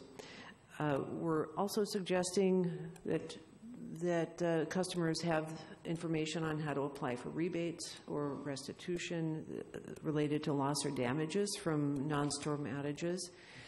And finally, providing an electric vehicle charging station in the city, and offering the small business direct install program. Puget Sound Energy offered that in the summer of 2015 here. It was fabulous. They even got to the business incubator space and did an assessment and installed more energy efficient fixtures. So those are some of the high points of what you've hopefully had a chance to read through in the draft. And so we're interested to know, are we on the right track here? Are there other things that you want to make sure that we're incorporating into our conversations? Councilmember Hervig. I don't think it'll surprise you that the area I want to talk about is reliability and restitution. So I understand that we're putting some of this into an MOU outside the franchise agreement. But what I don't, and I like the goals of trying to, saying that each circuit needs to improve, but what happens if the circuits don't improve? What skin is in the game for PSE if they fail to perform on the MOU? How do we compel enforcement at that point? Mm-hmm. Or performance, I should say. Okay. I don't have a specific answer for that right now. I don't know if the city attorney does, but it's something we'll pay attention to. I just don't want to see us go into another situation like we have with Frontier, where we get a little check every once in a while, and they just thumb their nose at us. So if I could take a stab at that. So one thing we're requiring them to do in this draft agreement is that they set goals for reliability, and that they identify and budget for and construct projects that achieve those goals. If they and we are even saying that they build these projects by certain deadlines. If they fail to build these projects within these deadlines, then we can go for enforcing the franchise agreement. Don, if you could talk a little bit more about enforcing the franchise agreement. But before you do that, and maybe I'm going to talk a little bit and give you a chance to think about that. One of the things we need to be satisfied with is, are the projects they're proposing to build lining up with the goals? So what we're saying is we're in the agreement, or in the draft agreement, we're saying that they need to set SAIDI and SAFE goals that are above average for the rest of the PSE system. And so we need to be satisfied that the projects they're building are toward that end. And that's where we can, where Exponent, the consultants, have advised us, and they're comfortable that the projects that are being proposed are to that end. So on that side of the equation, I'm feeling good about them meeting their goals. But if they fail to do it, and if they don't meet certain timelines that are agreed to in the franchise agreement, then we need to enforce. And It says Rod Casaguma I over know. there. But, Don Rayton is our acting city attorney for tonight, and so if you could talk to us about enforcement, that'd be great. I will. I'm going to briefly address also the restitution issue, which is I believe that we've also included language at the end of the draft which relates to communication with customers about the ability to receive restitution. So not only educating the customers who've lost it, but also providing restitution to the extent they can. So we have added language to that. To the enforcement mechanisms, much like any other contract, but the security device, and it was increased as noted already, when you have a security device that is there, and I believe the terms are to enforce and ensure the fulfillment of the obligations of the contract, that's, I won't say skin in the game, but that's money that we would utilize if someone, and anyone contract doesn't enforce, we look to the bond or the surety to make those, to perform those obligations. That is a potential in this contract. And just even the threat of pulling a bond is not attractive to companies like this. It doesn't reflect well on their future premiums and their future ability to get bonds from other surety companies. So, and I'll just mention too that we haven't been shy about being public about some of the challenges too. Councilmember Smith, then Councilmember Sperry. Well, Councilmember Herb just mentioned exactly what was the number one thing on my list, but maybe the city attorney can answer. You described what my thoughts were about the enforcement, but it seems like it's such a vague way to say you've got a $500,000 security device, and to breach it could be, okay, well, what if the SATI or SAFI numbers are just a little bit off? Well, is that actually a breach then, or is that, I just don't see how it's quantified in something like this. And I think that's actually a really good example. The enforcement wouldn't actually address those types of standards. I think the franchise requires data gathering, presentation to this council. It doesn't require a specific level, but the new projects are really the key to bringing in the reliability. You have to have new facilities. The information gathering is really showing you what you've already have, and then when the slowly the projects come in, those continued monitoring will then show you what was the first word you used? It's like turnaround? The turnaround. That shows the turnaround. I thought that was exactly the point of that. So you're using the monitoring, and then you get the projects, and then you get the turnaround. So it's not really about enforcement, then it's really keeping to those points. Contracts are interesting. Remember, a franchise is a contract, much like your other franchises, and they're agreeing to do something, and you as a council have the ability to enforce the contract per the terms, security device, going to court. As any party to a contract has, it's not always easy, but I actually think working with PSE to get these projects done is really more effective. And so to date, as city managers already identified, they appear and verbalize to be on board with these projects, and that's really the critical part, I think, to making sure the future reliability is enforced. Okay, thank you. I have a couple other things, but I'll let somebody else. Yeah, we've got a bunch lined up here. Councilmember Sperry.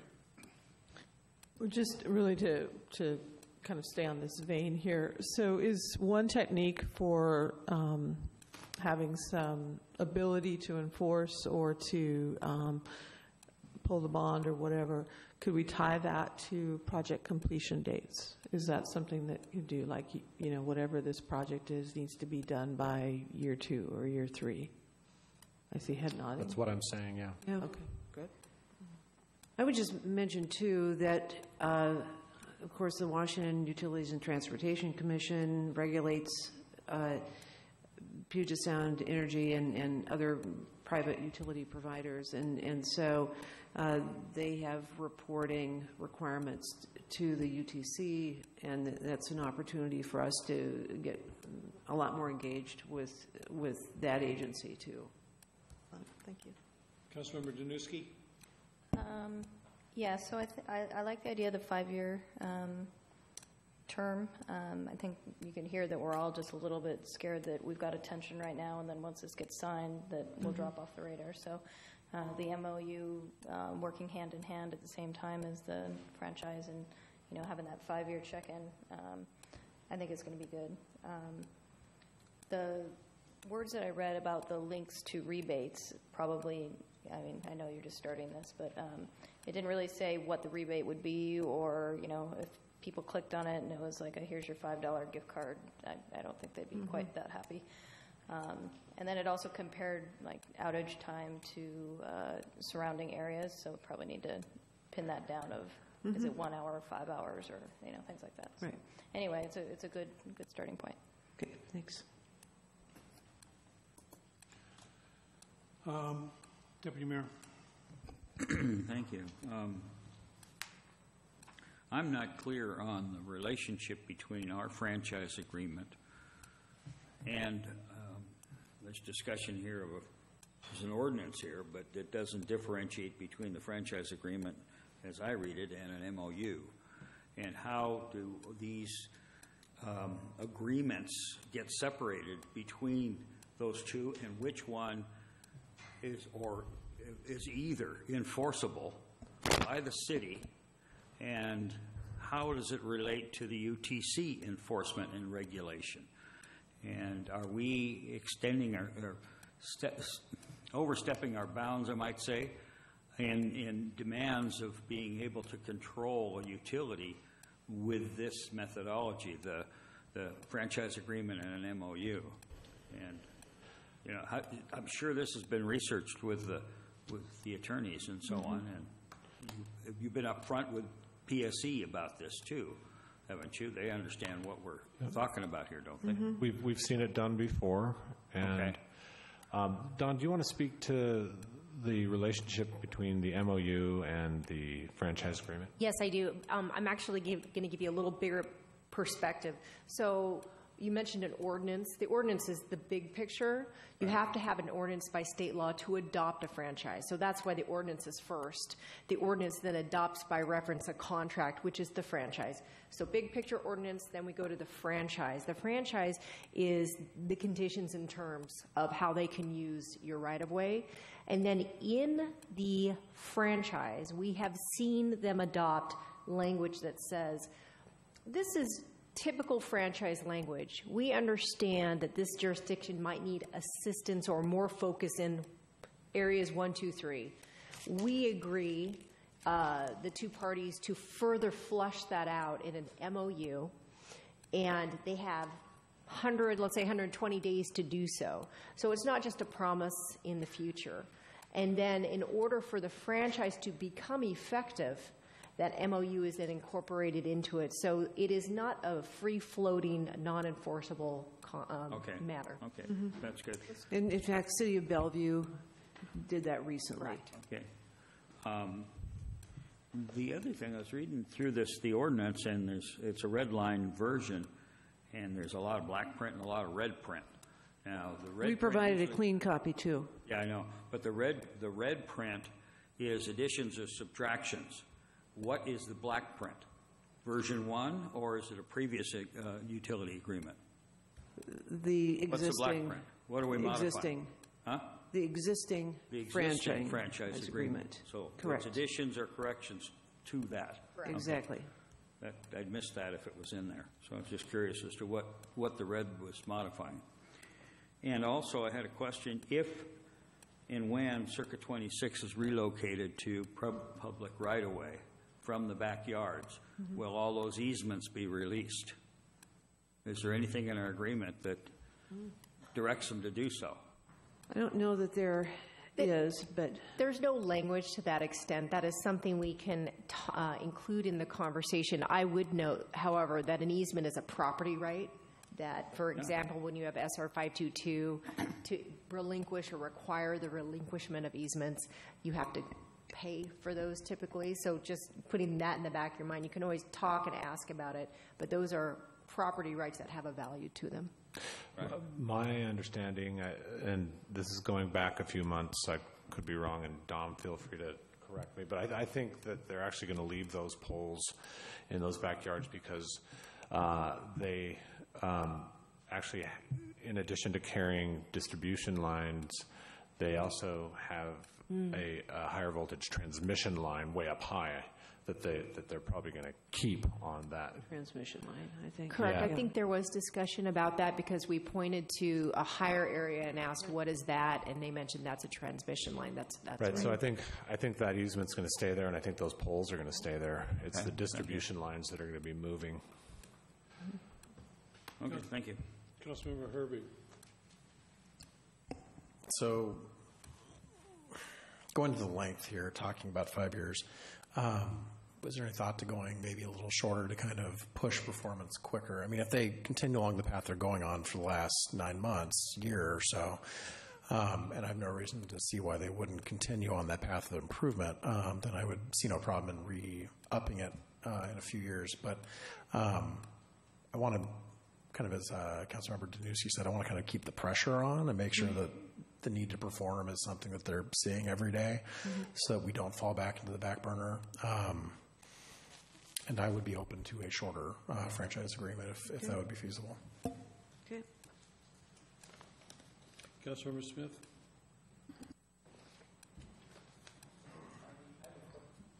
Regarding the undergrounding, and it said in there that if we request undergrounding, we can have them pay for it, then we pay them back. Can you explain that a little bit, how that works? So this is something I've done in my career, and I don't know that we have flushed that out with the PSC yet. I don't know if they saw it and went, whoa, we can't do that. But it's something that I have seen done.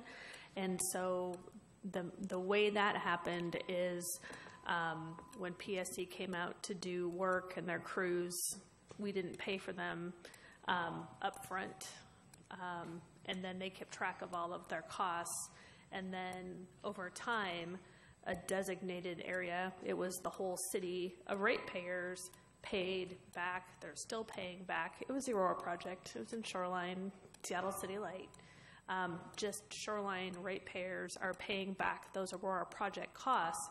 And on their utility bill, it actually says Aurora project and a dollar value. And they might have done it for the North City project as well. So the utility gets paid back, I believe, with interest, but that way the city didn't have to find the money in our pockets, which is so hard to come by because of our size. So it is, in a way, kind of a loan. So the utility wasn't paying for, at the end of the day, for costs that aren't their responsibility, but they helped us finance the project. Okay, so that makes sense. But if we know the system is substandard, it wouldn't be right, as I would imagine, that we would, to get it up to the standard we want it, that we wouldn't require anything to make our citizens pay to get to reach an acceptable standard, though, right? And that's not what we're talking about here. We're talking about, say, on Simons, we had a large project and we were putting in sidewalks and we wanted the utilities to be undergrounded. So my experience is it's with a city capital project where undergrounding has been chosen. That doesn't mean at the end of the day the city had no cost, but it made it feasible. Okay, and then so kind of on this same thought, with knowing that the PSE has got more and more third-party co-locating on their poles and everything, so if we wanted to underground a certain section of the city, and knowing that if we require that to be underground, they may potentially, I guess, lose income because of those third-party co-locating devices, whatever they are, telecommunications or whatever, would that be an expense that also has to be reimbursed? Not by the PSC or Seattle City Light. Each of those separate utilities have their own franchise agreement, and they may have different rules that govern them. So I don't recall. The major cost was the power utility underground. There still could be costs for telecoms and different utilities. But the bulk of the undergrounding was paid through that mechanism with Seattle City Light. Okay. So we're not making any utilities go away. We are just saying everybody has to be underground. Just like we did for the 522 project, everybody that was out there went underground.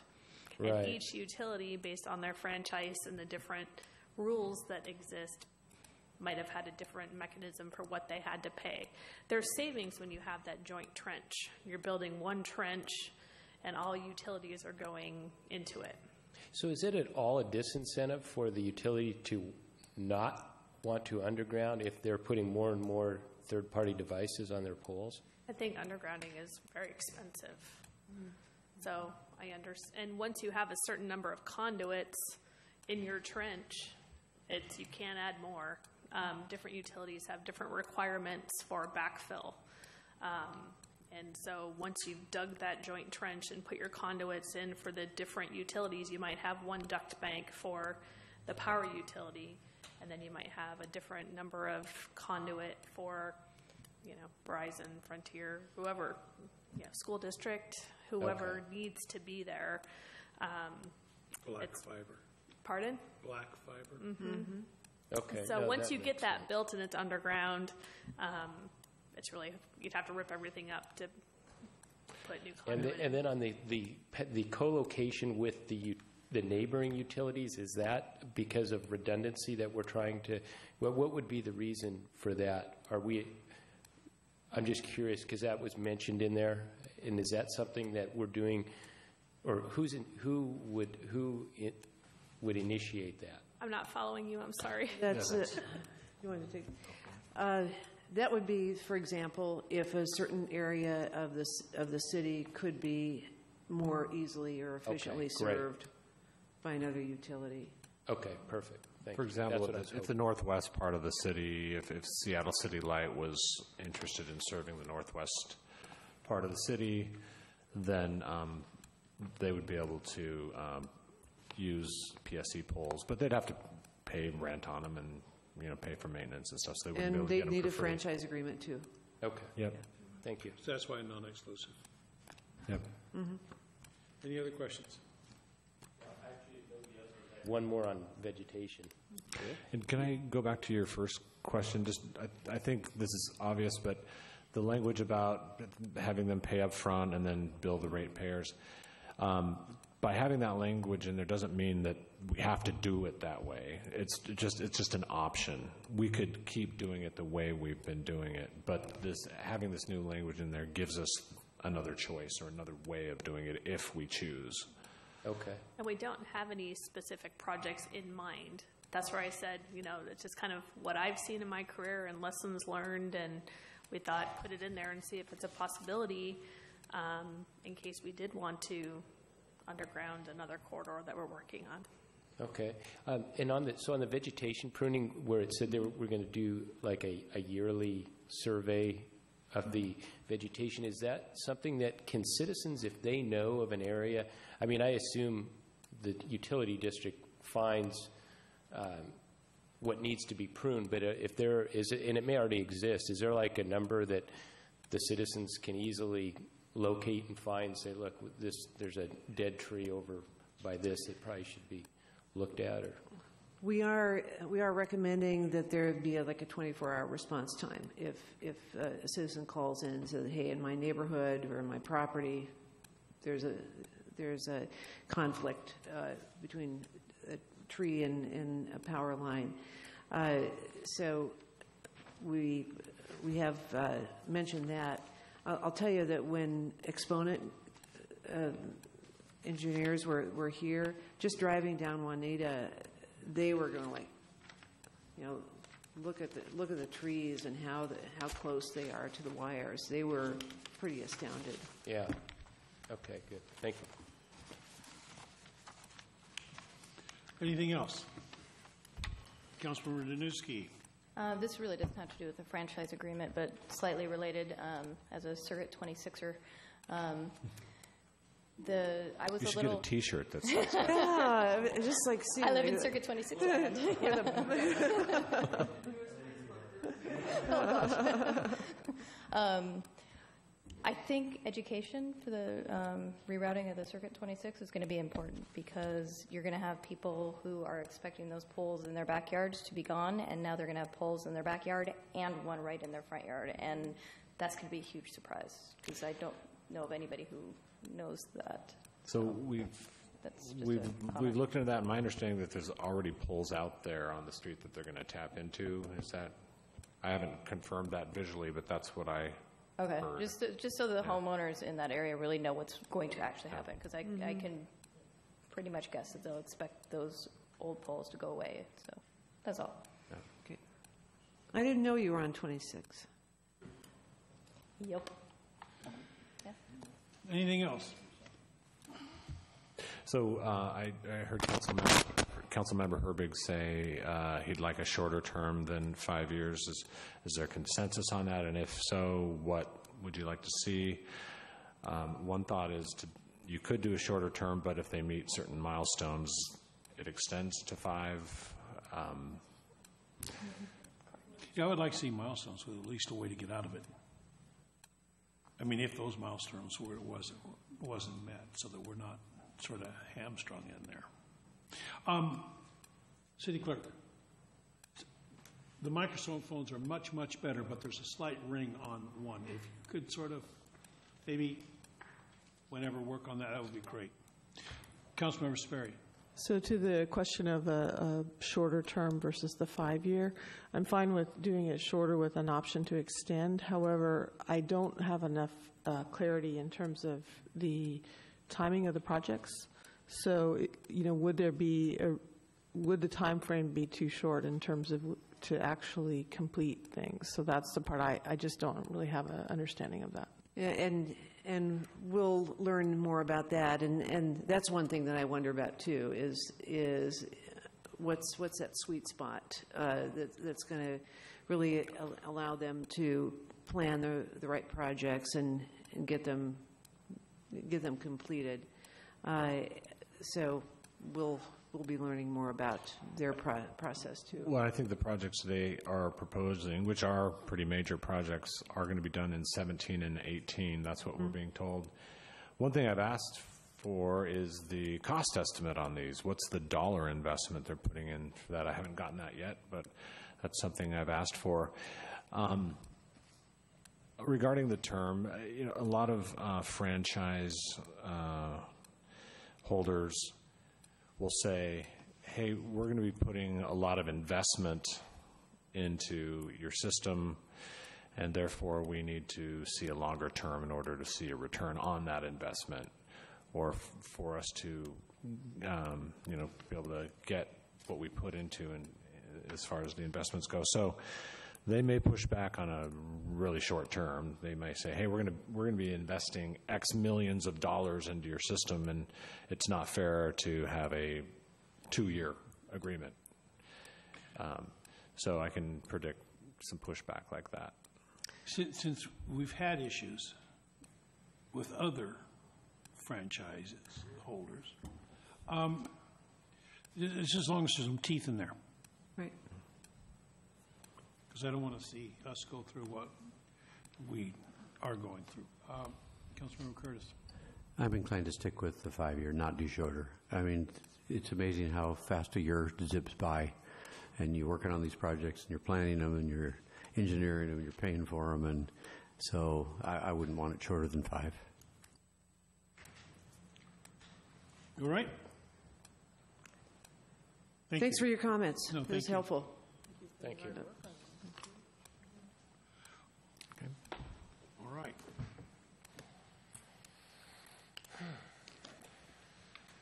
Next item on the agenda Staff report. Yeah, I have. Yeah, I have. Do you want to stay here then? Yes. So I have two things for staff report. Maybe a third one, if you'll let me, if you haven't turned into pumpkins yet. But first of all, for the first one, I'll have Nancy talk about another franchise agreement, Frontier, and what the latest on that is. Yes, you recall that the city sent an enforcement letter to Frontier January 23rd assessing liquidated damages, and they had 30 days to respond and pay the $30,000. We have not heard back from them, and 30 days has passed, and so we will be reviewing what our other opportunities are in the franchise agreement for enforcement.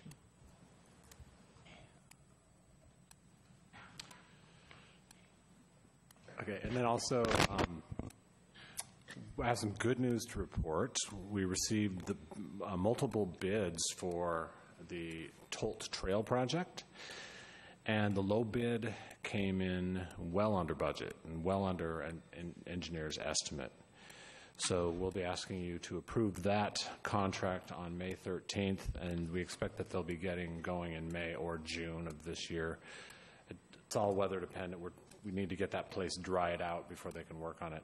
The only downside is we haven't worked with this contractor yet, so we don't know how good they'll be, but we don't have a reason to reject them either, so we need to go with the low bid as required by law.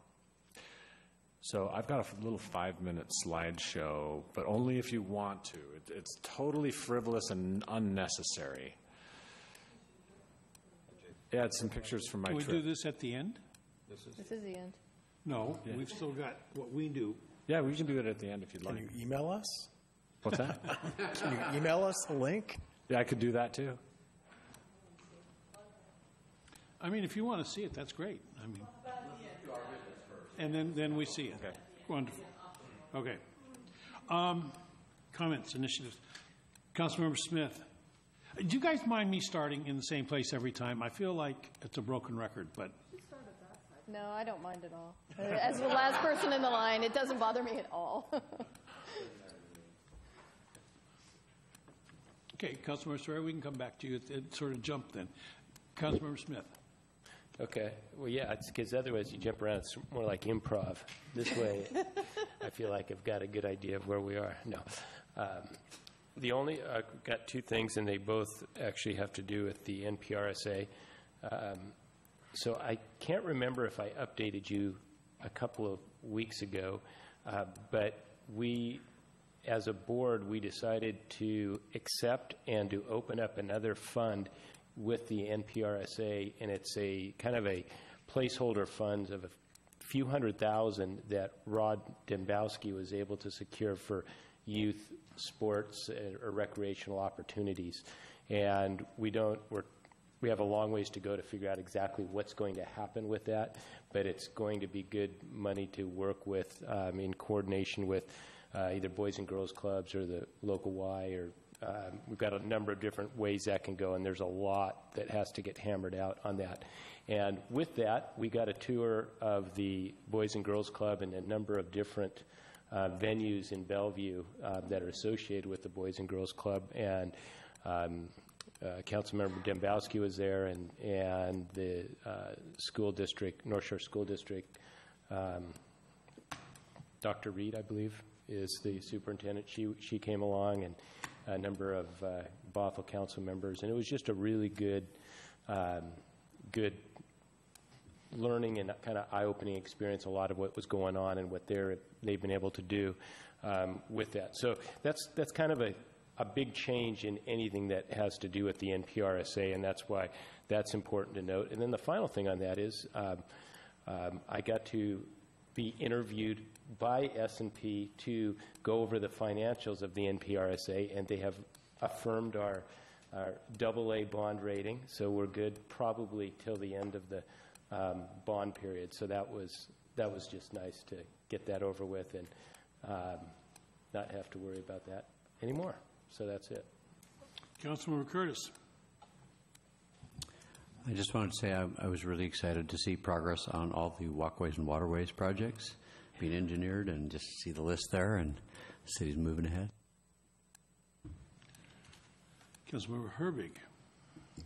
Nothing to add. Councilmember Danuski. Wanted to thank City for support for Playful City application. Got some great numbers from you guys, and that's been submitted.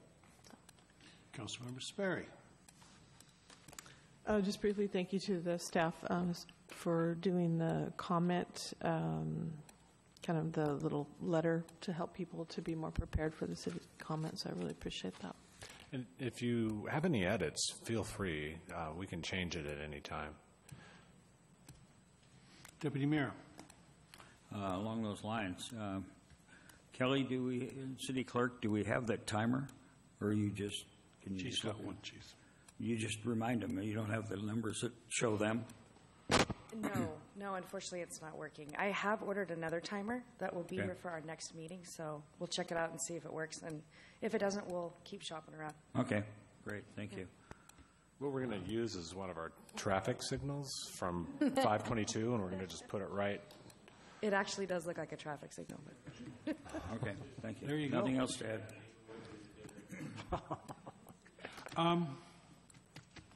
It's been 2 weeks since we have a meeting. You guys give me way too much time, so I've managed to stir the pot a little bit. I talked with the chief a little earlier, and he's going to see if it's possible. We've got volunteers with the police department that go around and do vacation checks on homes. And one of the things I've been getting some requests from seniors about a call, a senior call check service. So whereas a senior would register like a vacation thing would, and they would call them, make sure that they're okay. And so the chief's going to see if the volunteers are interested in doing, unless there are any strong objections from the council. It's not something that would financially be any because it's just volunteers that would be adding to the vacation checks. But I did have a question for the city attorney. What kind of liability are we possibly exposing ourselves to? Well, I think the first thing I thought of was that any volunteers with a sensitive group, children's and potentially elderly, you need to have waivers and background checks. There's statutory requirements. But also, your insurance providers have really excellent review of volunteers and how they interact with certain, and I highly recommend that you utilize them for that type of check. They do it for free. I know a number of communities are doing it, and it just sounded like a good thing since we have an aging population here, that if we could, without too much hassle, offer some sort of senior call check. And the correct word, when you have a vulnerable population, there's statutory requirements for a volunteer to be able to interact, children, potentially vulnerable elderly adults. I got that, but then you said something about insurance checking on the people. Your WCIA, your insurance has programs to look at exactly those type of to what cities do for volunteers and how they utilize. They'll look at it and, for liabilities perspective, tell you what would be a good thing and what would not be a good thing. Thank you for clarifying. You're welcome. So these volunteers do work for the police department, so I'm sure they have a halfway decent idea of what it might be. So we're looking into it, keywords. They're looking into it, right? We're not committing to do it. No, we're not committing to it. Okay, No, all right, no. we're looking into The it. chief first has Okay. to volunteer, find out whether the volunteers even want to be part of this. So. Okay. All right. So I attended a press conference with Dow Constantine on immigrant and refugee rapid response, something the county is setting up, and I sort of gave the cities, generally the city's ideas on immigration and whatever. And so you heard it today, and I was on the news for that, and I also got interviewed by Q13 on the same issue. So I testified in the legislature for the 1% cap. A number of cities need that cap removed, and there are some things going to be happening here in the next few days with budget that's being released that it could be very, very harmful to cities in that we're talking about liquor revenues disappearing. We're talking about marijuana revenues disappearing. We're talking about the public trust fund being swept and entirely done away with, never to come back again. There's all sorts of things that could be affecting cities. So, and right now a lot of this is just rumors, but it's something that we need to be aware of because, if they're going to take a bunch of stuff away from us, they need to give us some tools back. So. Anyway, that's the story on that one. Represented Kenmore and SCA at Ed Murray's State of the City address in Seattle. Testified on the Drug Take Back House Bill 1047 in favor, so supporting that, and that's moving forward, it looks like.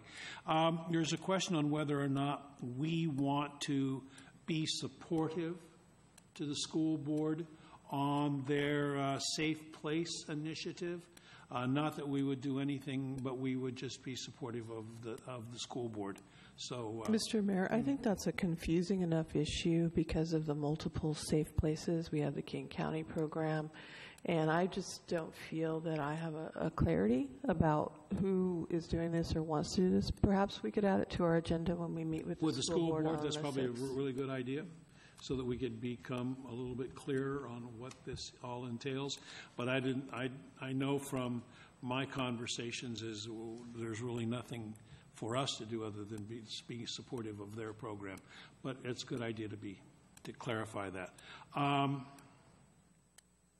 manhole covers, or those big bumps in 522, I think Mrs. Overlease has been on top of, and it looks like they have been somewhat repaired. Are they ones that they've been working on there finished? Sorry, I missed part of that. The manhole covers. Yes, under construction. Not working tonight because of the snow, but they're making great progress. March 9th construction has multiple crews out, so it's going very well, and I think we're going to be able to fix up to around 40 of them.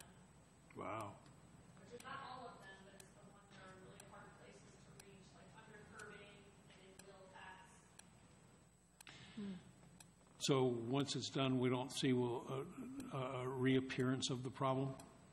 We hope? We Okay. found that the past construction that used a bad, we think a grout that expanded.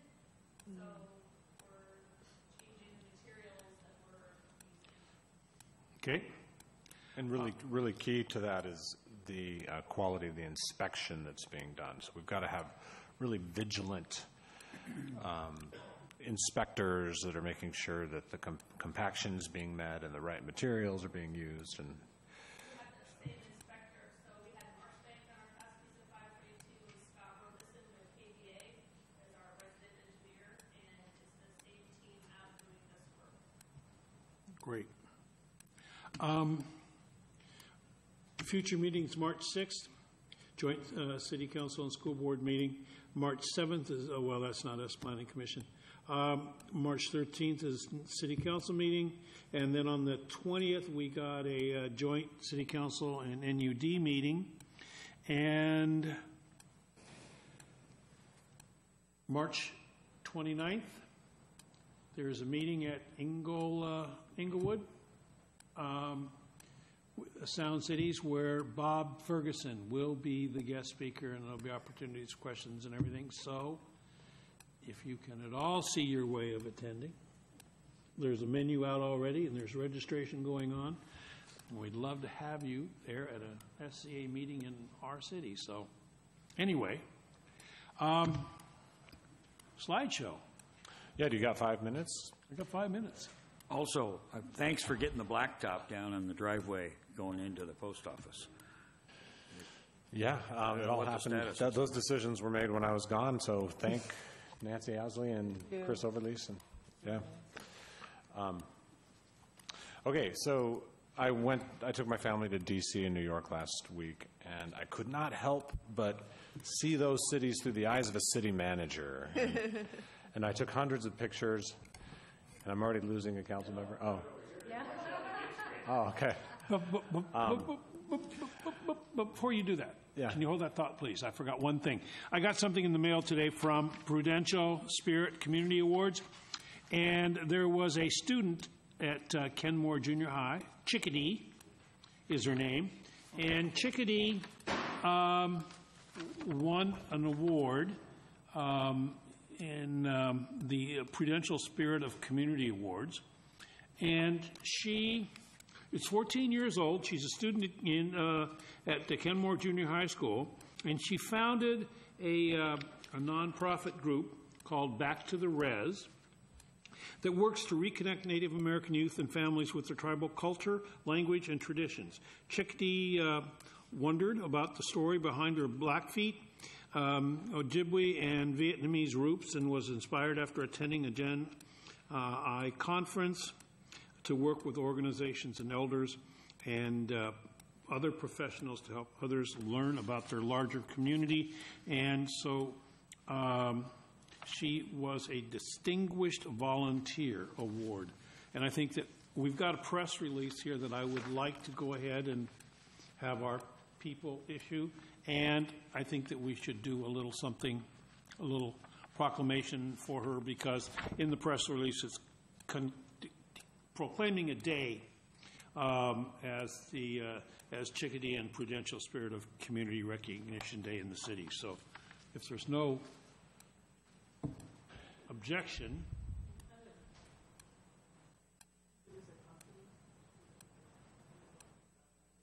I don't know if it would necessarily be, we wouldn't give it to the company, we'd give it to her as just her day without mentioning Prudential.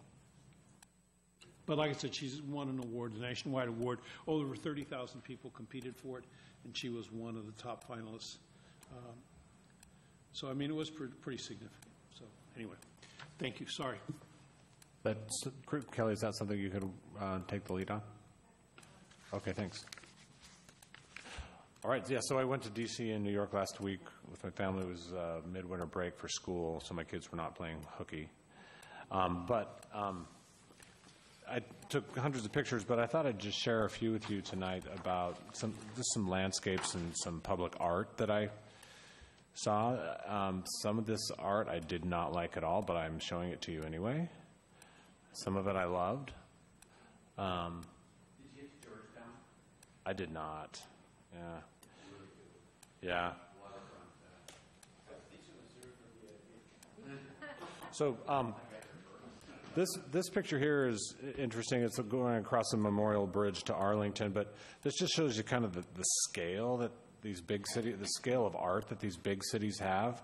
I'm not saying that we should have this big of scale, but I think we could go a little bigger than we often think. This was the Korean War Memorial, and this was just really reverencing to me. I just was really touched by this memorial. This was, I believe, on the National Archives, but, you know, cool quotes that you can have embedded in some sort of a piece.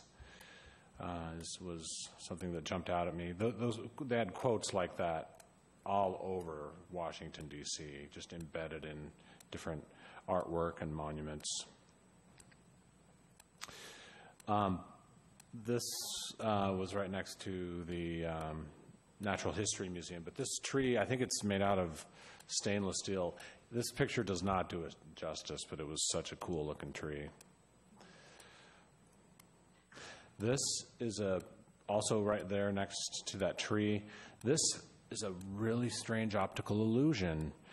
The perspective of this house changes as you walk past it. It is really bizarre. I should have taken a video of it, but we've actually seen this in Seattle, but this is in D.C. too. This piece. Here's just some landscape work that I thought was fun. Now, you've heard of the big blue bear. Well, in D.C. they have the big blue rooster. Chicken? Is that a rooster? And this is on their Museum of Art. And you can see it from I can't remember which road, but yeah, you can see it from space as well. But this was pretty cool. You guys know what I mean by the big blue bear, right? Yeah, DC. Yeah, Denver. DC has a big blue chicken. This piece was installed in 2013 or 2014. There's my son to the right. He's a little scared of it. This is a weird piece that I took a picture of from far away. Here's the Marquis de Lafayette, one of my heroes of the Revolutionary War. But just to give you a sense of scale there in D.C., I loved this. I was in a museum and it said, "Please touch." I want one of those signs. So, this is in Times Square. This was taken at night. But this is like a bench. It's shaped like an X, and it's kind of a recliner that people can sit on. I thought that was fun. This is a piece of Times Square that was reclaimed. So I'm sure you've all heard that story about in 2009, how the city of New York decided to take over Times Square and not have it be all about cars. Here's an area that was reclaimed. It was a TED Talk, right? Yeah. So all this public area here, it used to be roads. It used to be for cars. Yeah. It was embraced temporary, but then they made it permanent once they decided that it worked. I love this piece. I think this was over by the World Trade Center. This just made me smile. This is the new train station, subway station right next to the World Trade Center. It cost like $2.5 billion to build this thing. There's a lot of underground work and things. It's a whole train station, transit station, but it was really neat looking at it inside. Here's the World Trade Center Memorial. There's two of these big squares with waterfalls, one for each of the two buildings. And they had names of the people that died around the perimeter. There's my son. But here's a picture taken at the corner of one of them. There's Michelle. So they even had the ladder trucks and the engine companies. New York City Police Department, Bomb Squad, they had those labeled. Here's a cool metallic mural nearby. Here's the Bull on Wall Street. Here's Chinatown. They had a whole bunch of these decorations going down the whole street, right down Broadway. That's Rockefeller Center Square. That's not a very good picture. I just like these benches. This was in what they call Strawberry Fields in Central Park. It's a memorial to John Lennon, and there's a art piece right over here in the concrete that you can't see that says "Imagine." And so this guy was playing Beatles songs on his guitar, and I just sat there and watched him for about 5 minutes. In about 5 minutes, about 10 people came up and dropped money into his guitar in 5 minutes. So if they were all $1 bills, that's like $10 every 5 minutes. So this is Bethesda Terrace and Fountain in Central Park. I just thought this guy was cool. He was a really good sax player. Again, this is just a typical pedestrian tunnel. I mean, look at the extent they go to, and contrast that to our pedestrian tunnels and how Spartan ours are. Okay, this is a road going through Central Park. It used to be for cars. Look, now they've got they've given it back to peds and bikes. So they've given this lane here to peds and this one to bikes, and then this far one is for service vehicles and horse-drawn carriages and things. So this is a road that runs east-west through Central Park, and they've just said no cars. Now there are other east-west connectors in Central Park that do have cars.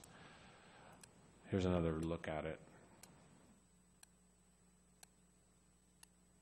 And I wanted to show you this because this used up above here used to be a road for cars, but now it's for pedestrians and cyclists only.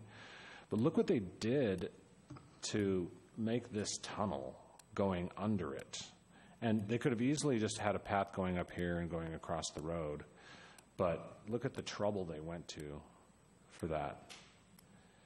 Here's what they call the water conservatory, where they do the small boats. This is actually art, what you see here. This is along the new High Line Trail in New York. It runs north-south along the Hudson River for about 1.5 miles. They took an old rail line that was elevated and they turned it into a park. And these are speakers that make strange noises. Let's see.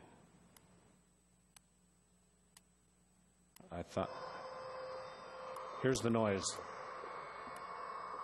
Here on the High Line Park in New York City, February 25th, 2017. And here's a place for sitting. Here's the High Line Trail. There's the Hudson River in New Jersey across the river. This trail's running north-south. Can you hear that sound? Right there, you see speakers.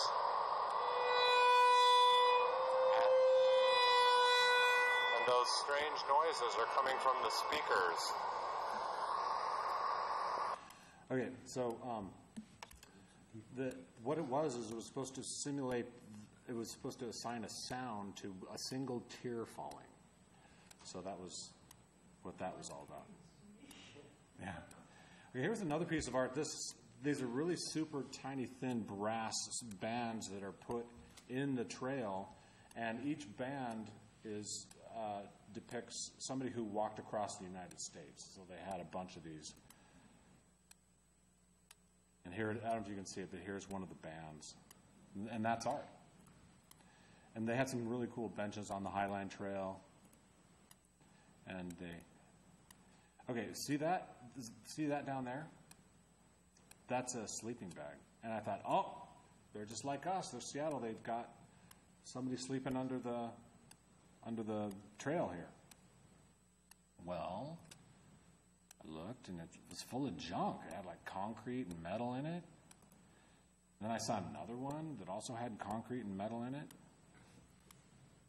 Oh, whoops, let me go back. And then I saw another one, but then I realized that there was a plaque, and it's art. These sleeping bags are art.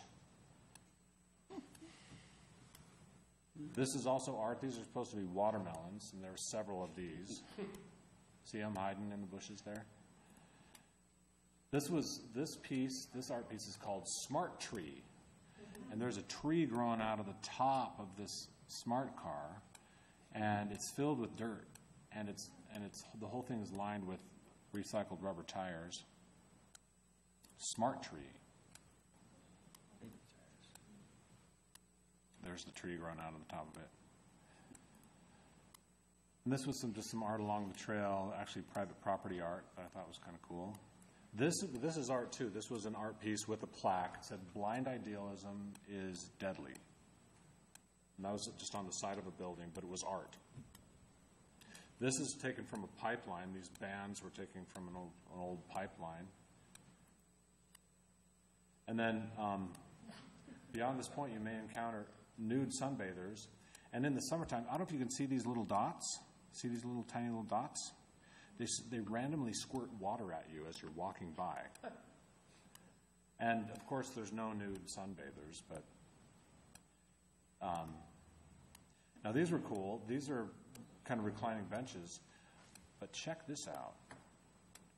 They're on the old railroad track that was on that bridge, and you can move these benches.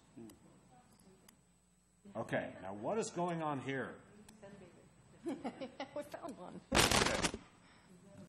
This piece is called Sleepwalking, and it's kind of a symbol of how we're all kind of sleepwalking through life, and we may not be aware of our surroundings like we should be. This was really disturbing to me, and I watched people as they walked by it, and here was the look on their faces. They were not smiling when they... This is a statue.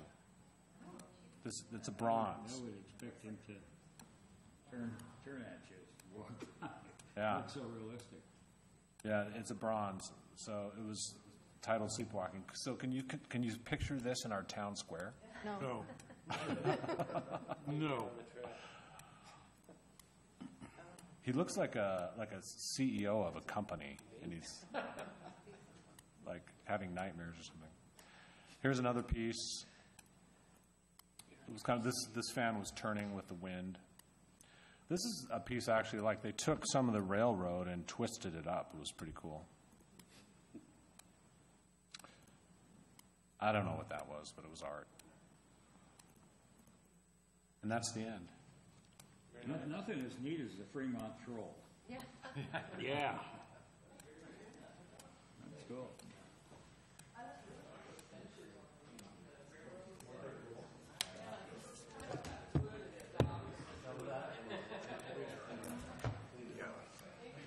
If there's no new business, we're adjourned.